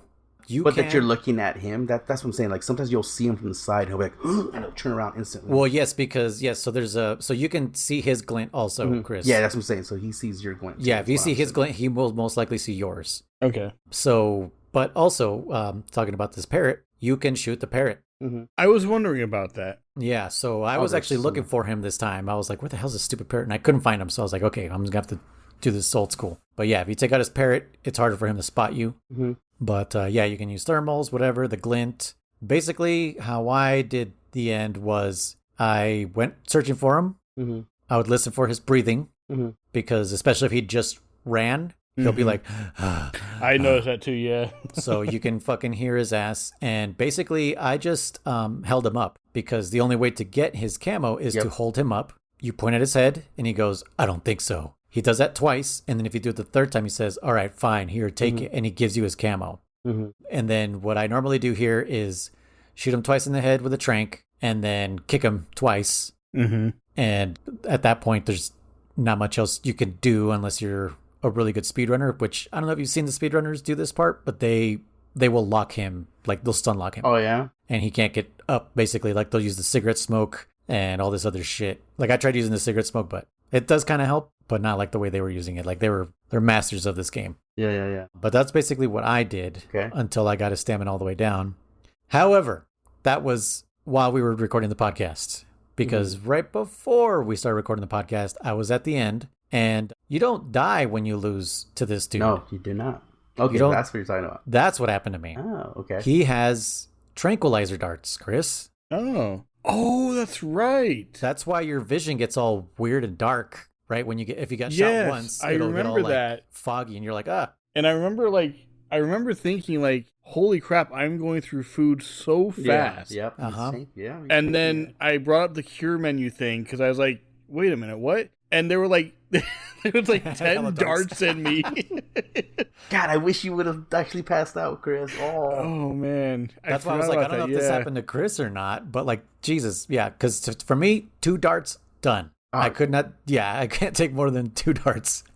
So I was talking to Chris, like right before we started recording, and I wasn't paying attention to my stamina, and I got hit again. And then I was like, oh, damn, I got to start over again. And then I got a cutscene, and I was like, what's happening here? Yeah. And he's like, he says something about like your end is not the time right now or some shit like that. Like right now is not the time for your end. And he drags you away, and you wake up in the fucking jail cell from the goddamn research lab. Oh no! Yeah, all the way back over. Yeah, so I was like, oh shit, and I was like, when did I save last? And it was definitely before the fear and all that shit, and I was like, oh my fucking god! I was like, okay. So I was like, I guess I got to do all this. So that's what I was saying. My first playthrough, that didn't happen to me, and I wonder how many people it happened to, because my second or third playthrough, possibly even third or fourth, because I'm pretty sure second one I probably did the thermals and or just other strats. Oh for sure I did other strats, which I'll go through in a minute here. But so I remember this clear as day, my third playthrough or so, fourth playthrough back in the day. And all of a sudden, like you said, I noticed my eyes, my screen is getting dark and dark. I'm like, what the fuck, right? And all of a sudden, you can't move anymore. And he's like, I'm disappointed in you or some shit. I'm like, what the fuck? He snuck up on me, right? Shoots your ass. You get a cutscene, drags you to the cell. And I was like, oh shit, I never got that. So I was like, cool. So I hiked my ass all the way back to him, and it fucking happens again. What the fuck? And I hike my way ass to his again. And this time now I'm like hiding inside logs, and he'll wait for you. If you hide in a log, the bird, I guess, will tell him that you're in the fucking log. Because the second you try and come out, it's like, night, bam, shoots you right in the fucking head. Yeah, dude, I got caught like 10 fucking times, and I was like, what the fuck is going on? I've never had an issue with this guy. Because I was trying to fight him like just different, just having fun with him. And I was like, what? I've never had this. Again, I beat him. I must have beat him before, I fell asleep, that the darts just went away or don't count anymore. Because then when I was fine, I was fighting him, and I, like you said, I was knowing my stamina was going like crazy, right? And I was like, I think I called paramedic or whatever. The point is, she's like, oh, you got a fucking dart in. I was like, what? And I go to the cure. Yeah, sure enough, I got darts in me that are slowly knocking my ass out. And so I was just laughing because I'm like, wow, I've beaten this guy like this game 4 times, and this is the first time I've ever had this happen to me. So I thought that was pretty cool, because I'm telling you, I was in that jail cell like fucking 10 times. I was getting so fucking annoyed. In fact, I don't know how it didn't happen to me any of the other playthroughs. Yeah. So I thought that was kind of cool for me. But Chris, this boss fight, let's just say, okay, let's just start with other ones you can do here. So not only can you kill his bird and makes it harder for him to track you, mm-hmm. You can also, don't know if you know this, you can also capture his bird, then then release it, and then it'll fly right to where he's at. Yes. It'll circle around him, and it'll just say, Grandpa. So that lets you find him 10 times faster. You can also. That's why I was looking for that son of a bitch, and I couldn't find him. In the very first zone, he's in that weapons shed right to your left, I believe it is. And then in every other zone, I don't remember. That's exactly where I went to look for him. I don't know if they changed it on the European Extreme. Oh, maybe. Yeah, because I always know. I'm like, okay, go to the left. He's right in the corner there. He fucking was not. I don't know what the hell's going on. Okay. But you can also pull out your directional mic, Chris, and you can hear him not only hard breathing, but he'll talk to himself. He'll just sit there and say, "This is the end." Okay. Venus and Cancer. He will also fall asleep, so you'll hear him snore. And so that's when you're like, okay, he's sleeping, so you just run up to him, right? You can also Maybe that's what was happening to Kriss, is he was falling asleep faster. Because it's totally a thing. This one, I don't know if I just saw it on a FAQ or something like that. You can actually punch into Konami code, and it'll tell you exactly where he's at in the map. What? Yeah, go to the map, go up, down, left, right, and then push the top two. So what would be west and north instead of X and 0. Square triangle? Yeah, square triangle. Depending on what way, yeah, square triangle. And it'll make a sound, and it'll highlight which sniping nest he's in. What the If hell? he's in that zone. If he's not in the zone, it'll make the noise, but nothing will get highlighted red. So you go to the next zone, you just punch in the code. Yeah. Wow. You can do it that way. I was also told, and I don't know if you were going to say this, Ramon, you can kill him in the warehouse. Yep, you can kill him at the warehouse. Yep, we were going to mention that. Okay. That was part of it. As Noise said, or you said actually, you can either fast forward your clock, or if you accidentally are having a hard time, if you save, I don't know if it has to be in his battle, or if let's say you got caught like my ass for the 10th time and you save at the the prison and come back a week later, you'll get. I think if you can do that, if you come back a week later, period, no matter what, you'll just be dead. Yeah, I think the fight has to be triggered and then it'll happen. Yeah, so you'll get that. You should watch that cutscene, by the way, Chris. It's a pretty cool cutscene. It's pretty cool and funny as well. So now that you mentioned that you can kill him at the warehouse, that is also pretty funny, actually. Yep. So if you manage to get I think you could just do one headshot. I think it depends on the difficulty. For sure, I'm pretty sure it's one headshot, but yeah. Okay, but yeah, if you manage to get him, what happens to all the bosses when they die? They blow up. Yeah, so he explodes. It was for Chris. And if you don't move out of the way, one of the fucking wheels from his wheelchair will come down and fucking smack you dead in the face. Yep. Which I usually forget every single time. Oh, do you? If I want to do that, and I'm always just like, oh, cool, I got him, because I see the explosion. Mm-hmm. And then all of a sudden I just get hit, and I'm like, what the fuck? I'm like, what hits me? And then I'm like, oh, right, his fucking wheelchair fucking just hit me. Like, I forgot. Now, what's funny about this section here too is so after the cutscene ends and you get control of Snake, it actually has his health bar right there in the corner. It says Snake, and it says the end. So that kind of is a hint, as in like, hey, you can do something here. Yep. So if you actually missed a headshot and just hit him in general, or so one of the guards is wheeling him away, and that guard will book it. But let's say you kill the guard before you get to kill him, and then you shoot the guard, or you shoot him. I'm sorry, you don't kill him, you just hit him in the body or the arm. He will fucking have an exclamation point, and he'll book it out. He'll fucking wheel himself out of there so goddamn fast. Yeah, he'll wheel himself hella fast. He's like, oh hell no! He goes Sonic on, man. He gets the fuck out of there. It's hella funny. But yeah, so you can do that. Fuck, there's probably a couple other ones that I'm forgetting off the top of my head right now. But yeah, there's just so many ways you can fight him. So many things you can do. Like I said. Oh, so if you do kill him at the warehouse, what do you think happens here? Since this is the arena for the end, what do you think goes on? You think you just get to go scot-free? No, that wouldn't be very Kojima-like, because he would think of that. So, well, maybe, because I don't know. Well, the Ocelot unit shows up. Oh, okay. Yeah, not with Ocelot, but his crew will show up, and there's 10 of them. A good amount, right? And so there's a counter on the screen that shows up, and basically, yeah, you got to take them all out. I don't think you have to advance. I don't know. Yeah, good question. I don't think I've ever. I think you could just move on. Oh no! Yeah, because the gate is closed. Oh, is it? Oh, right. Yeah. Right. There's like vines around it or some shit. Yeah. So yeah, once you take all of them out, whether it be lethal or not, yeah, you take them all out, and then you get to advance. Now his like Noise mentioned, the only you can if you non-lethal take him out, he'll leave his gun for you, the Mas Nagat, the right? Tranquilizer sniper. Yep, he'll leave that for you. So the only way to get his camo is to hold him up. Now that camo is called the Moss camo. Pretty powerful camo. It's high. Its index is pretty high in any forest area. Yeah. Okay. I believe not it's as high as first... Spider, but yeah. No. It's still. If you lay it on any Moss section, it's instant 100. Oh, okay. Yeah. So I think it's the first time you can ever. But I mean, as far as like moving. Oh yeah, around, no, not as good as that. But I would imagine it also doesn't drain your stamina as much. It doesn't drain your stamina at all. Yeah. Actually, on the contrary, if you're using a sunny area, you'll get free stamina. Ooh. So it's a pretty good camo. I like that camo a lot. Once you get it unlocked on any playthrough, any plus game, it's like the only one I wear. I don't wear Leaf. I just fucking throw. If you're in the forest, you throw that sucker on, you're guaranteed like a 60, 70. Like it's it. What's funny is that's the first thing I get from him, and then I wear it against him. Yeah. Like, I got your camo, bitch. So yeah, no, he's again. Man, Kriss, I really wish you would have got like knocked out, because I wanted to see how long it would take you to figure out like, oh, I gotta take these fucking darts off of me, or just eat food fast enough before you pass out. You know? Yeah. What's funny is that it sounds like he just had the same experience we did. Yeah. Where it was just like, yeah, because I don't remember getting taken out. Captured. Yeah.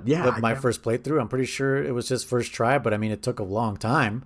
I remember the fight was really long. Mm-hmm. But yeah, I don't remember ever getting taken back to that jail cell until many playthroughs later. That's what I'm saying. That's why I was in shock. Like, what the? This never happened. Yeah, I don't remember this. I was so mind blown, dude. I think this is why this boss fight is so beloved, because it's just like there's so many details just surrounding this one boss. You know, well, like I said, like you're saying, I think it definitely triggered like a bunch of like schoolhouse fights, you know, schoolyard fights over this, where it's like, yeah, man, he died on me.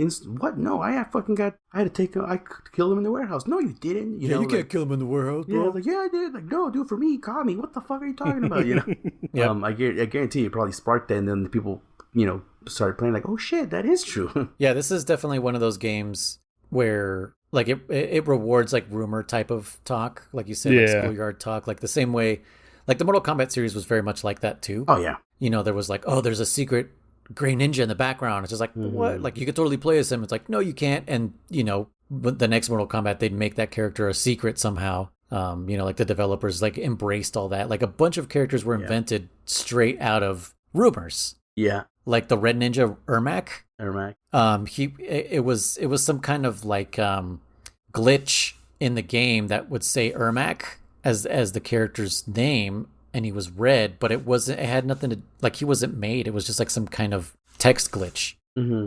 Well, I think it's like a variable, error or something like some shit, something like that. It's like it's an actual like variable name within the game or something, and it happened to pop up. And they're like, fuck it, make him a character. Mm-hmm. But yeah, so much shit. Scarlet was added fucking, what, like 30 years later? After a bunch of rumors and shit. He's like, all right, fine, there's a Scarlet character. Here she is. The red female ninja. Yeah, shit like the Smoke, Rain, like all these characters. But that's like in reverse of what Metal Gear is. Like, Metal Gear's like, I'm going to do all these things that kids are going to start rumors about that are true. They are in there. Yeah. But yeah, so that is our checkpoint. That's the checkpoint for now. The end. Mm-hmm. Yeah, I'm glad you got to. I'm actually glad that it ended up ending like this, because I know German wanted us to stop at a certain point, but I was like, you know what? Actually, it does kind of work out with the end being a checkpoint, because it's such an epic fight. Yeah. And quick trivia: Kojima initially wanted this fight to last weeks. Yeah, like literal real weeks. Life. Yes, the arena was much bigger, but obviously his team was like, nah. That's crazy. like playtime weeks? Yeah. Like real life weeks, like our weeks. I don't know if German timeline weeks, but you and me timeline weeks. Like you would literally like load it up, play for a couple hours, get his stamina down possibly, and then have to come back and play another 4 or 5 hours, and just an endurance competition between you and the end. Like a real sniper fight. Jeez. Yeah. I mean, if he had done that, I wonder how many people would have like stopped right there. Yeah, I mean, only like the hardcore would have kept going, but yeah, I mean, you know what? Everyone's got their breaking point. If he had done that, I would almost also guarantee he would have added the kill him in the warehouse, potential glitch, or not glitch, option. Yep. Or, even like, oh man, like I get the maybe fast forward your clock a month and he would die or something like that, I'm sure he would have implemented something like, okay, if you're being a big baby out there and you call Major enough times, he'll give you a way out, a quick way out. I think that's why he put that in there. Just kind of like, well, you guys didn't let me do it for that. Let's just have him die of old age after a couple weeks. Mm-hmm. Like just his little, that was my original idea. Like a little nod to it kind of, mm-hmm. Yeah. Okay. Yep. Oh man, yeah, this is, again, I feel sad I get to watch you, Kriss. I hope you did enjoy this fight. Everyone loves this guy, and this time, this playthrough, for me, I definitely did it with no thermals, didn't knock out his bird, didn't capture his bird, didn't kill his bird, didn't release the bird, didn't use the directional mic, didn't use that Konami code. I fought him old school. I had pretty good fun with him. He caught me a bunch. Again, I was like, yeah, how do I sneak up on him? I'm surprised he kept sneaking up on his ass. Because that's the way I do it. I just sneak up, CQC, Dart and CQC. Well, yeah, when I do get a chance to sneak up on him, Kriss says he snuck up on him so many times. I was like, God damn, you know? Yeah, because he was just running around looking for him. Yeah, mostly by accident, and I would just run into an area and I'd hear him say, "There you are," and I'd look over and he's right there, like, "Oh, hi." Well, for sure, I did a few times where I'm running, and then I'm like, hey, like, who? And they're like, oh shit, he's right there the whole time. God damn it. And then So apparently, there's his perspective also thing that happened to me while we were recording. Like, oh shit, I don't remember this. When I didn't do it this time, but when I used to get his perspective, I would definitely enjoy it. Just run around and just have fun, squat, you know, just like, you know, just play around. Can't catch me. Definitely, I would definitely do that. You know, I do try. He does call you silly boy all the time, I believe. But I do like wearing the crocodile hat just for shits and giggles, because then when he calls you a silly boy, it makes it seem like he's actually calling you like silly boy. So I like wearing the crocodile hat. I'm like, yeah, fuck it, I'm just gonna wear the crocodile hat. I remember there was one time because when you go right up on him, he'll like try to shoot you, and then he'll throw that stun grenade. I remember there was one time I had thrown a stun grenade back at him, and we just stunned each other. We were both there with the little birds over our head. I was gonna ask this one now. Sigan actually tells you that he obviously tells you can use thermals, but he says, oh, but when he's using his some camo, he can lower his temperature down to mimic air around him, so he'll be hard to see. I don't know what the fuck he's talking about, because if you use the thermals, I see him with thermals all the time. Yeah, I don't know. That's what I'm saying. So I'm like, Sigan, is this something I'm not catching? I wonder if it's one of those things where the game is trying to tell you, like, don't use this in hopes, like with the Ocelot torture thing, and he says, if you turn on turbo, I'll know. If it's one of those things where it's like they're trying to make you think like you can't use this or it won't be so effective, so don't even try it. And don't even think about using auto fire, or I'll know. Exactly. So again, Sigan points that out. I've never had a problem seeing him with thermals ever, so I don't know what he's referring to. Yeah, me neither. I've always tried to catch him doing his photosynthesis, but I never do. So maybe during that mode you can't see him, which would be silly because you would see him probably, you know, the sunbeam. I think actually you can see the sunbeam.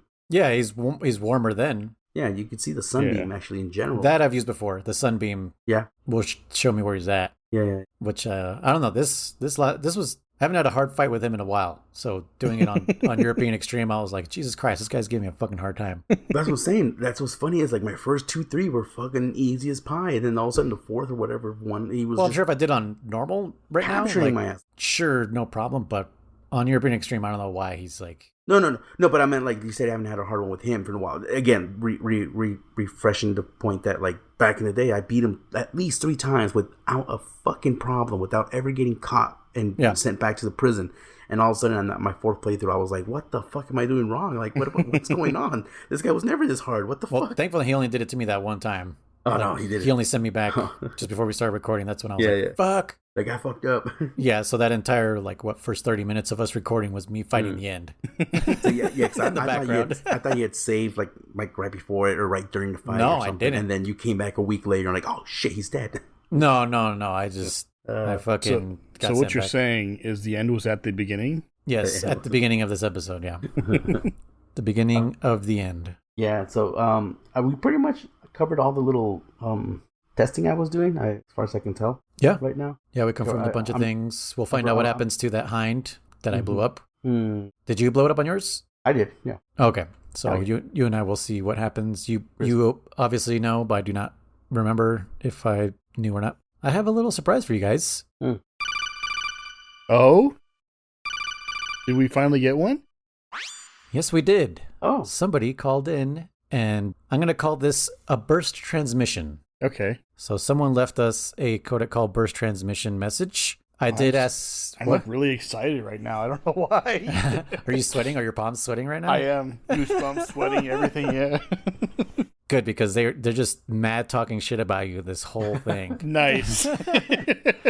No, so I messaged them because, I wanted to get his permission if I could play it or if he just wanted me to read it. And he said just to read it. And I said, okay. That's totally fine. But I let him know that his message will be talked about on this episode so that he will know when it'll actually show up for him.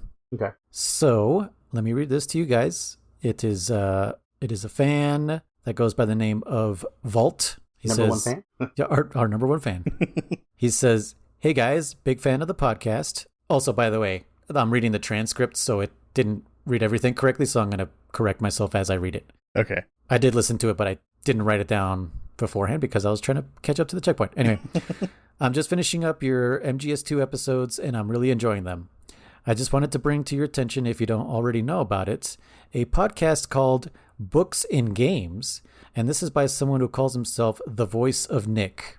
This is a podcast where this person reads In the Darkness of Shadow Moses by Nastasha Romanenko. Okay. Yeah, so he says, so if you don't want to read it, you don't have to. You can listen to the whole thing. Cool. And this person goes so far as to even have a Ukrainian accent. So check that out. I think you'll enjoy it. I am on the social medias as Metal Gear Vault, but you can call me Vault. Thanks. Cool. Wow, thanks, awesome. Vault. Well, thank you, Vault. Yeah, I appreciate that. I'm actually, Noise, send me that link, or remind me what that podcast is. I'm definitely going to listen to it. I'm not a big reader. I would like to read more, but as you know, I'm dyslexic as hell. Yeah. So I would definitely enjoy reading. Yeah, I'll link it in the notes below, so that everybody else can also. I'll see if it's because it's obviously not a big book. I'm sure it's just like one episode of this podcast, since it sounds like there's multiple books that this person reads. Oh man, for the imagine podcast. He does all the what's that game that has like all its lore and fucking pages? Destiny? Doesn't Destiny do that? Or like the Grimoire from Destiny? Maybe, right? That like the entire fucking storyline is just. What if this text. dude reads like the Oblivion? Yeah, and like the Skyrim books, because there's I've tried to read that shit and it's no way. Well, or like the Pokemon, the Pokemon books, episodes, or infinite material. What do you want to call it there? Yeah, that's infinite content. Yeah, content there. That's the word I'm looking for. For sure. Words, man. God damn, they escape me today hard, dude. Today hard, yes. Very well put, German. But yeah, no, dude, yeah, like reading all the Skyrim books and shit. God damn, that'd be the power to that guy, to that podcast. Do it if you haven't already done so. Especially if it sounds like he does them in character too. I think that's cool. Yeah, right, adding the accents and stuff. Dude, let me look it up. I want to see what the the art looks like. What was it? Books in Games? Yeah, send that to me because I'll forget. I'm definitely going to look into that, Vault. Thank you very much for that. Thanks for listening. German, I wanted to mention too. I keep forgetting to mention this. I think I told you about the blue overlay for dyslexia, right? A blue overlay? Yeah, you mentioned it, yeah. So I talked to my wife afterwards because she also has dyslexia. That's where I heard it from. Okay. Apparently it's different colors for different people. Okay. So if blue doesn't work, try other colors. Okay. Obviously, it works better on a computer. It's easier. Mm-hmm. But if you find out a color that works, there are like magazines and websites you can order. Like you can put it over a page. It's like just a clear plastic thing of that color. Mm-hmm. Mm-hmm. You can put it over a page, and apparently it like does wonders. Really cool. Yeah, they've done studies. They don't know why it does it, but it's yeah. So it's not just blue. So if you happen to try a blue or whatever and it doesn't work, try other colors. Yeah. Okay. I'll give that a shot. So it looks like they made a podcast for each book that they read. Yeah. Oh, interesting. So yeah, so this one is Books and Games Metal Gear Solid. They have Books and Games. Oh, I lost it. There was a Pokemon one, dude. Jeez. What was that? Just reading all the Codec, the Pokédex? There's books in the like the libraries and shit. Yeah. Dude, You know what I'm talking I've only played Red and Blue. Oh, I don't know anything. There's some books in that one too. Yeah. The power plant. Yeah. You have to, if you find bookshelves, you can like read a bunch of stuff. That's where you find out that Pokemon used to be like people. Yeah. Yeah. Or some shit like that. Yeah, the power plant. They have all that But stuff those are about very Mew short, and though. But okay. Well, it starts short, but those. later games it gets more. Yeah, I'm But sure that's Devin's saying later games. Yeah, but that's the whole point of this guy's podcast is, he's reading all this shit that no one's going to read. Even though they're short, they won't read them. Yeah. And it's 99 episodes, but they're all like 2 minutes long. Oh, cool. So they're bite size. Yeah. That's cool. Yeah. No, that's definitely cool. I'll add that to my Spotify and give that a shot when I'm working and driving from Carson all the way to Spanish to Silver Springs. Silver Springs. Hour drive just to go tell someone that their fucking batteries are dead or some shit. Yeah. But yeah, so thank you, Vault, so much. Yes, thank you. Yeah. That's what I understood in the message, by the way. The transcript didn't actually grab your name, but oh wait, no, I think I did because it went in the message because we were texting back and forth. Yeah, so he is at Metal Gear Vault. So find him on Instagram or threads. He didn't exactly say where exactly, but probably Twitter and all that stuff. Now, is that Vault like the Vault VA? VAULT, yes. Okay. Victor Okay. Alpha Unicorn Lima Tango. Okay. But yes, that was our first caller, our number one fan. That's awesome. And I was gonna say, feel free to call again if you want. If you got any more stuff to talk about, Yeah. encourage your friends. If you have any others that like Metal Gear, if you're like us, we don't have many Metal Gear fans around us. No. Yeah, just call us. And yeah, like anytime we ask a question, let us know. Or let us know what you thought about certain boss fights. Like this one, let us know what you thought about the end. What was your experience? Did you have fun with it? Did you hate it? You know? Yeah. It's just, this was cool. Yeah, thank you for sharing that with us. Yeah, anything. Even if you just want to share, what your favorite podcast is. Maybe we'll find something we like. Yeah. Chris, what were you going to say?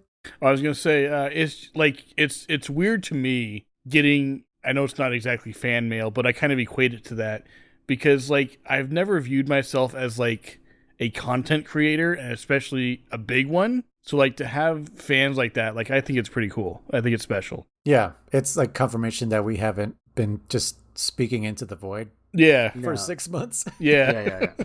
Well, we know we haven't. We have Senor Tocino. Oh, hey, speaking of. Uh-huh. So Chris has a follower named Not a Canadian Spy, right? Yep. And we have a shit. Oh my god, I can't remember the full name. Bacon. You're Bacon. What the fuck's his full name? I'm sorry, bro. He who shall The not Unexplained be named. Bacon? Unexplained, right? Unexplained. Yeah. Unexplained. Okay, sorry. Yeah, I drew a blank. Super, their words again. So, anyways, these guys have been, can a spy for you, Chris, since your streaming days, and Bacon since these podcasts, as far as I know. So, dare we say combined, they are Canadian Bacon? But see, not a Canadian is not Canadian. So. Oh yeah. He's not a Canadian spy. Well, no, I think he's saying he's not a spy, not that he's not Canadian. He's not a Canadian spy, not yet. No. He's not a Canadian, and he's a spy because people call him a spy. That's true. We call him spy. Which is funny too, because this game is all about spying. So it's kind of like, is he spying? It's Bacon the spy. Okay. I mean, Bacon did work with. I don't know if I should say that out loud. Actually, I don't know if I'm not going to say it. Okay. Okay.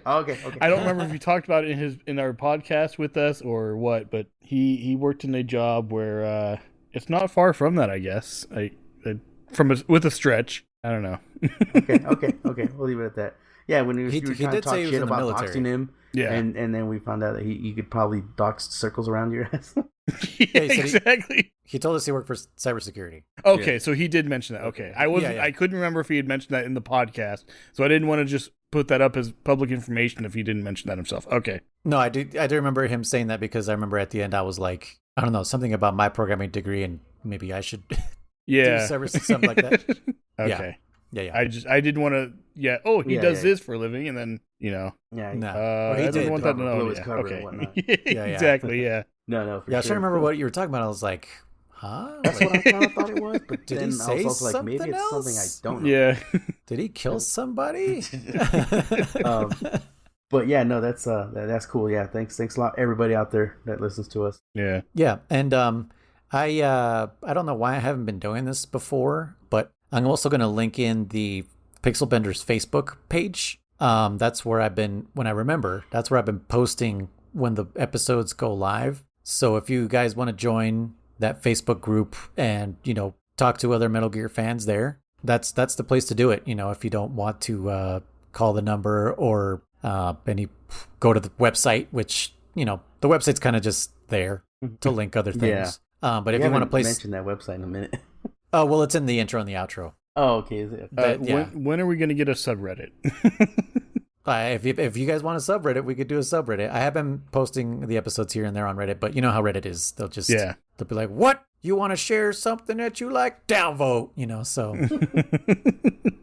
I'm sure they're just getting downvoted into oblivion. So it doesn't matter for me on Reddit. But if you guys want to join that, it's just the Pixel Benders Facebook page. They're linked, and I went back and I linked it in all the episodes all the way from episode 1. So the phone number's there, the Facebook page is there, the website is there. Yeah, even our Twitch addresses are there, which I haven't streamed in ages. Just haven't had the time to. And same. Enjoying hanging out with my kid actually on my days off instead of streaming. So What? You mean being a decent parent? Mm-hmm. Yeah, I know, right? Instead of like waiting for him to fall asleep so I can stream, like, go to sleep. Putting him in the fucking chokehold. Getting frustrated when he wakes up. No! Shh, go to sleep. Shh. Hit him with a dart gun. No, but yeah, we've been having a blast. You know, when you think about it, it's just like I'm not gonna get to see him once, you know, next year starts. You know, if we're gonna take him to like, you know, the mini school or whatever he's gonna be doing. Yeah, I don't know if he's gonna be doing preschool or whatnot. So I'll take advantage and see him while I can right now. But anyways, yeah, that was our little section called what I call it, burst transmission message. Yeah. Cool, thank you. Anyways, Kriss, what do you think is going to happen next? Also, do you have any theories about what's going on? Do you still believe this is all time traveling? What's going on? I'm not sure. I thought I had a theory based on what happened with something the boss did, and I can't remember what it was now. I should have written it down. Yeah, you should have. Mm-hmm. I have a piece of paper. I'll show you guys my piece of paper when we're done with this. It's fucking... Can you fax it to me? It's crazy. I don't even know how it got wet, dude, or something. I don't know. It's been to hell and back. Wet? Have you just been writing in hell? Have you just been writing on one piece of paper this whole time? I folded it up and it's got notes left, and, you know, from left for to multiple right, episodes, up and down. Yeah, up and down. Oh my god! I thought you bought like a fucking notebook. No, a legal pad, like one of those yellow legal pads. And somehow it's yellowing too. I don't know how the fuck it's yellow. You're leaving it out in the sun like a Nintendo. It's just getting yellow. I don't know, dude. I'll show it to you. It's got like burn marks on the edge. There's a fucking putting his cigarettes out in it. There's an X on there followed by a dotted line. It's a treasure map he found somewhere. There's palm trees on it. It's actually almost full. I'm gonna have to get another page pretty soon. He's like, I'm gonna have to turn it over soon. Yeah, I was gonna say, have you turned it over yet? No, I do it. Yeah, inside, outside, backwards. Yeah. How do you write inside of a paper? You fold it in half and then you use the inside. You got me there. He's basically using that piece of paper like a piece of toilet. Like a toilet paper. He's just like, wipe, fold, wipe, fold. Oh, man. Anyway, the way the boss responded after she told, what's his name, that the pain had died, made me think she, and this could be just me, makes me think she half expects it. Because, and it kind of sticks out when, in the very beginning, when she talks about, like, is he coming with us? No, he's too young. He doesn't understand. Like, this is some sort of trial she's putting him through. And she expects that he's going to overcome it and he's going to learn what he needs to do, whatever, and that she's going to be his final test kind of thing. Okay. And that kind of ties back to in the very beginning on the bridge when she, like, beat him up, but she could have killed him easily, obviously. She let him live. Whether she held back or she knew how he was going to fall or whatever, she clearly let him live. And so it makes me think that there's some sort of long-standing trial thing she wants to put him through because, and I know German mentioned this too, like one of the things they talk about early on is like, I can only teach you so much, you know, the rest has to be through experience. So I kind of got that from that little cutscene. Because she didn't seem upset. She didn't seem upset that one of her children or whatever, for lack of better words, had just died at the hands of her former her protege. Yeah. So I don't know. Sorry to hear that. Yeah. It's interesting. So anyway. I kind of think I kind of think it's a test or something like she kind of expects it's going to happen. Okay. So would it what's the word I'm trying to say? Would it make more sense if this by any chance was a VR mission? Your name is Jack. Oh, gosh. You did say virtual mission instead of virtuous mission. You are kind of toddler, like when you're talking about wanting to eat everything. You do look like Snake, and you're in the past. Yeah. And every time it's a VR mission, you look like Snake. Not to mention it would explain those floating Segway things. Okay. Okay, valid points, Kriss. Just planting seeds. Yeah. Gosh dang it. Okay. Cool.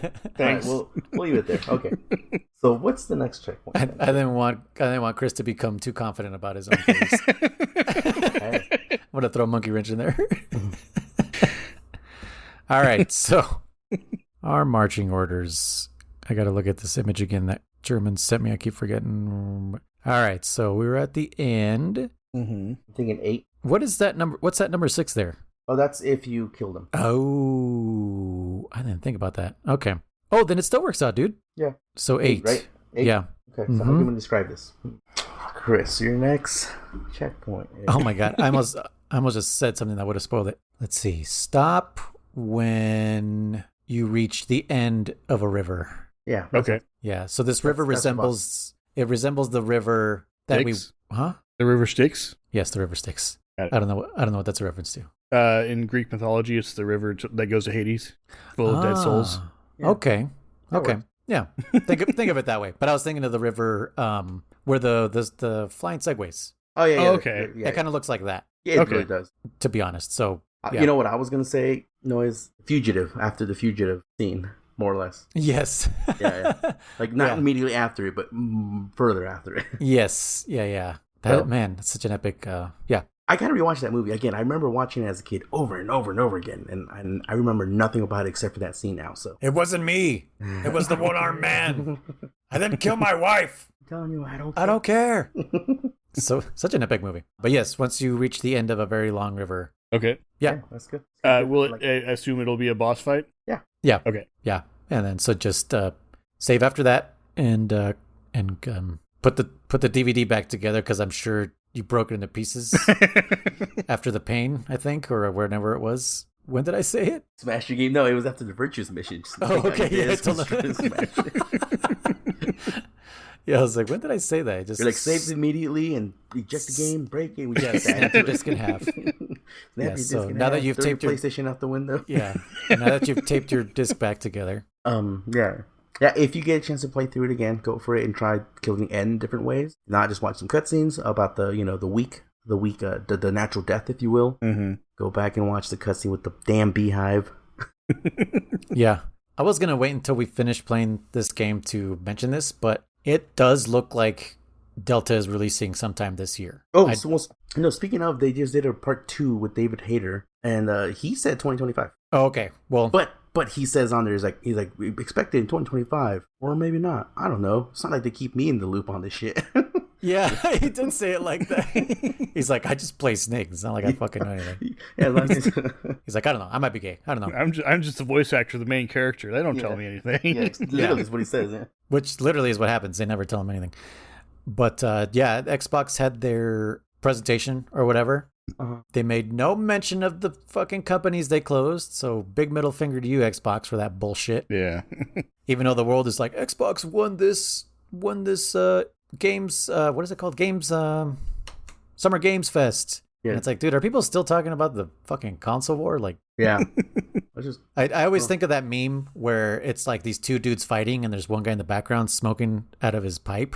Do you know what meme I'm talking about? And he's I think I do, yeah. And he's just like watching them fight. I feel like that's, PCMR is the dude smoking the weed in the pipe. And Yep. Xbox and Sony are fighting in the sand. And it's just like, these idiots. Nintendo off playing in a sandbox somewhere. Yeah, Nintendo is the pipe. We're just... That makes more sense because PC is just emulating Nintendo like, oh yeah, I feel that emulation, bro. I feel that emulation. Anyways, but they showed another Delta trailer. And then I guess there was a big thing after that where they showed gameplay for Delta. Okay. So that's why I'm thinking it's ready for this. Yeah, and actually it looks like they are going to put the classic filter on, so it's not going to look all without the color grading. I did see they're also bringing both cameras, same thing, the free roaming camera and the classic camera. And I guess they're also bringing, because I was gonna, well, I'm gonna wait until we chronologically get to it. Oh, sure. If you want to play it before German, totally up to you. I know how much you love this game.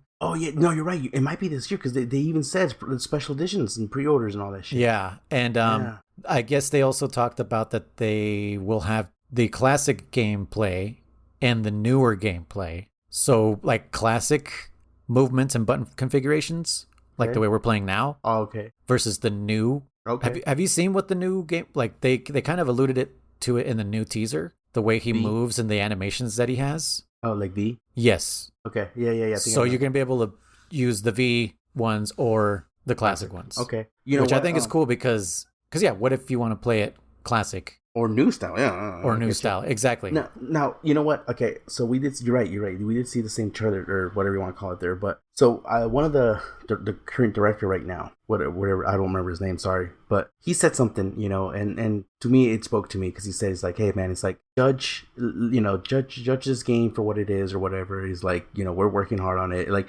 he worked on the original game. He's worked with Konami and Kojima. David Hayter asked him like, oh, like, is there any other people returning? It feels like they're totally trying to just say like, hey, like, we're not pissed at Kojima or nothing like that, but he's not coming back or some bullshit, Feels very, very weird the way the questions were being asked. They're like, oh no, there's some members left, but a bunch of other members have moved on and doing their own thing now. Hint, hint, Kojima, Yeah. But speaking of, I actually left a comment in that video. Now, this is something I was going to bring up with you guys, with our listeners. What would you think? So, Chris, we've been asking for a remake of Metal Gear Solid 1 for freaking ever. It's just not happening. It's not happening. There was one that was being made by a fan, right? And it got shut down or something like that. Yeah. Probably a bunch, but one that was pretty getting far along. They were using Unreal Engine 4, I think. Yeah. So with that said and done, I made this comment, and this is something I was thinking about for a while. And Metal Gear Solid 1, we've already seen the remake as Twin Snake. Still a pretty short game. Yeah, re-envisioned technically. No matter which way you made it, you can make the cutscenes prettier. You could, make the on-screen polygons and models so detailed. It's still a short game, no matter which way you cut it. Without adding any new material, it's a short game, period, right? What if I made the comment, I was like, dude, I think it'd be kind of cool if they made MSX2, and Metal Gear Solid 1. Yeah, MSG, whatever. Yeah, MSG. MSG. MSG. MGS. There a big go. Box of grease. MGS. MGS. Back to Rush Hour again. It just sounded like it's gonna say MSG. Anyways, the Metal Gear 2, and Metal Gear Solid. If they remade all three of those and just made it in one fucking game, as in like the story of Solid Snake, I think that'd be kind of cool. I think they should do Metal Gear 2, and Metal Gear Ghost Babel. Okay. All the 2D Metal Gears. I think they should remake those in a bundle. Okay, that'd be kind of cool. Ghost Babel would be interesting. But the only reason why I'm saying Solid... Oh, yeah, no, because Babel, we want Solid, yeah. Chronological. Well, not just we want Solid, but it would make sense. You would infiltrate Outer Haven, take out Zanzibar Land, and then Alaska. Shadow Moses. That would be a nice little bundle that they could do there. But whatever, that's kind of my dream, would be to re-envision, because you could make one solid long game out of those three games. I said Solid. Yeah. I mean, anyway. For me, just make Solid with VR missions. I know how much you love those VR missions. No. Now, actually, what if there was those original 300 and then 300 more with Jaeger? With Frank Jaeger? Mm-hmm. No, Jägermeister. I would take Metal Gear Solid 2, and you play a snake not just play a snake in the tanker. You do whatever Snake was doing during the tanker. The snaker, yeah. So like the game from his perspective, basically. Yeah, 100% from his perspective. Just cut right out. Yeah. No more Rose calls. I'm good with that. That's what I would do. I would totally play that one. And again, it looks like they're on talking here with David Hayter, so you got all the voice material you want right there. Yeah. But what would you have him do during that final battle? I've been infected. What would Snake do? Yeah, thank you. What would Snake do during that final battle where Raiden is fighting Solidus? Swim. You just swim back to shore. He'd be doing that. Yeah, he'd be doing that water level from Turtles 1 on NES. Oh, jeez. Through the seaweed. Again, we don't know what he did, bro. We don't know what he did. It could have been some other fight that we didn't see. He could have fought Vamp again. I don't know. Piece of me there. Vamp again. Can't do it. All right. Well, anyways, I just wanted to bring that up. Yeah. No, it might. I will more than likely buy it. So yeah, if it does come out in the middle of us doing the podcast, like, I won't stop you from playing. Okay. I will stop you from fucking talking about it, though. Oh yeah, I wouldn't do that. Because I'm going. I mean, how blind can you go into this game if you already know it's everything that's going on? Mm-hmm. But yeah, as much as I don't want to give Konami my game, I do. You don't want to give Konami your game? My money, sorry. Play that sound effect for yourself, please. Thank you. Yeah, my money. I do respect the amount of work that they put into it. it does. That's what I said. Yeah. It does look like they're putting a lot of love into it. So if there's any way I could just give the developers the money, Yes. Right. without giving it to Konami, that'd be awesome. Just make it just a direct donation. Yeah, if you guys got a Venmo, exactly, I'll just Venmo you some money. Apple Pay, eBay, or not eBay, PayPal, PayPal, Karma, whatever, Patreon, yeah. whatever you want. Yeah. Anything except Konami. That brings up I'll a whole sub to you on point Twitch. that I'll we said sub to you about on Twitch. bits, so yeah, whatever you want. No, the whole point of like, with all these games that, like the one for NES that we were shit talking, or like, look, I appreciate everyone that worked hard on it, but this game sucked, like I appreciate it. I appreciate the yeah, Snake Eater, yeah. Or not Snake Eater, damn it. Snake's Revenge. Snake's Revenge, Likewise here, it's like I know it's not their choice to make it. They work for Konami. Konami said, we're doing this. So they said, okay, like I know people aren't going to like it because what are my orders? I have to do this. I got to put food on the table. And again, they're putting hard work into it. So that's why I'm like, all right, I'll give it a shot. I definitely, that's, again, I hope my best... in this series, we have no choice, but I get what you're saying. Yeah. No, but yeah, like for me as a fan, like I could be outraged, but I'm also like, it is bringing more attention to Metal Gear, something I like. So, and they brought David Hayter back, so okay, they're doing something good. Well, then they bring him back. They brought his recordings back. He's not recording any new dialogue. Oh, really? Oh. That's all the same dialogue from before. Oh, really? Okay. I don't know if when you heard him talk, it's the same as, commencing virtuous mission now. It's the exact same line. The same recording. Okay. I could be wrong, but as far as I know, they said they're just going to use the exact same dialogue. Okay. And everything. But yeah, like I said, so, I'm just kind of like bringing attention towards the series I like. I'm down to play it. Best case scenario for me, it releases late this year. So hopefully we'd be to it by the time it releases. We're definitely not going to be to it by the time. We're already in June, bro. We still got... Peace Walker and V are going to be pretty gnarly. Yeah. They're huge, but they're great games. I will be satisfied with this version if it has Snake versus Monkey. Snake versus Monkey. If they bring back Snake versus Monkey, they can have all my money. What if they put Snake versus Monkey and skateboarding? But that would be in Metal Gear Solid 2. Where's he he's going to skateboard in the jungle? Like Tarzan, yeah. I don't like Tarzan. Oh. Take that Philip Collins soundtrack, shove it up your ass. I'm just kidding. Every single time like one of those songs comes up, my wife is like, I love this song. I'm like, I know. You've told me a million times. Anyways, we got our marching orders. Play till the end of a very long stream. Yep. As Kriss predicted, River Styx. River Styx, I guess, is what... I've never heard that expression. No? No, but yeah. And, It's not an expression, it's just a place. Well, I mean, it's not a real place, so it's an expression, isn't it? It's a metaphor? It's legend, myth. Mythology, yeah, I guess. Okay. Yeah. Okay. This I've never heard of this mythological place. But yeah, if anyone else wants to leave us a burst transmission message, the phone our frequency is 209-791-0995. And thanks again to Volt for dropping us a line. We really appreciate it. Glad there's real people out there outside of this little dark room that we record in. We're all recording in separate rooms, but it's the same dark black room.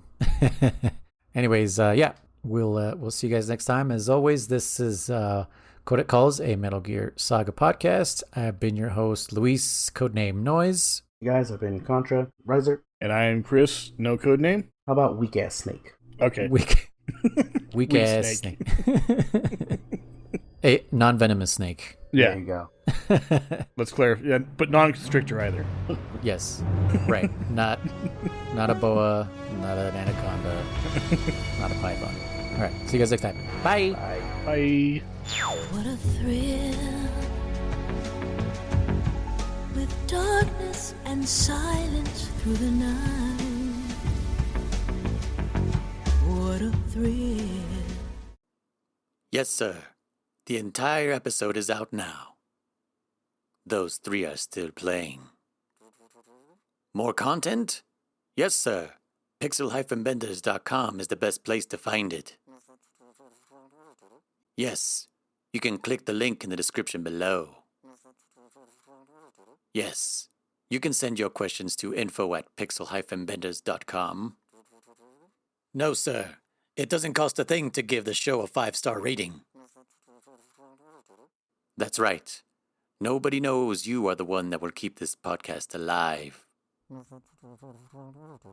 Yes. Thank you. Goodbye. Mr. Listener.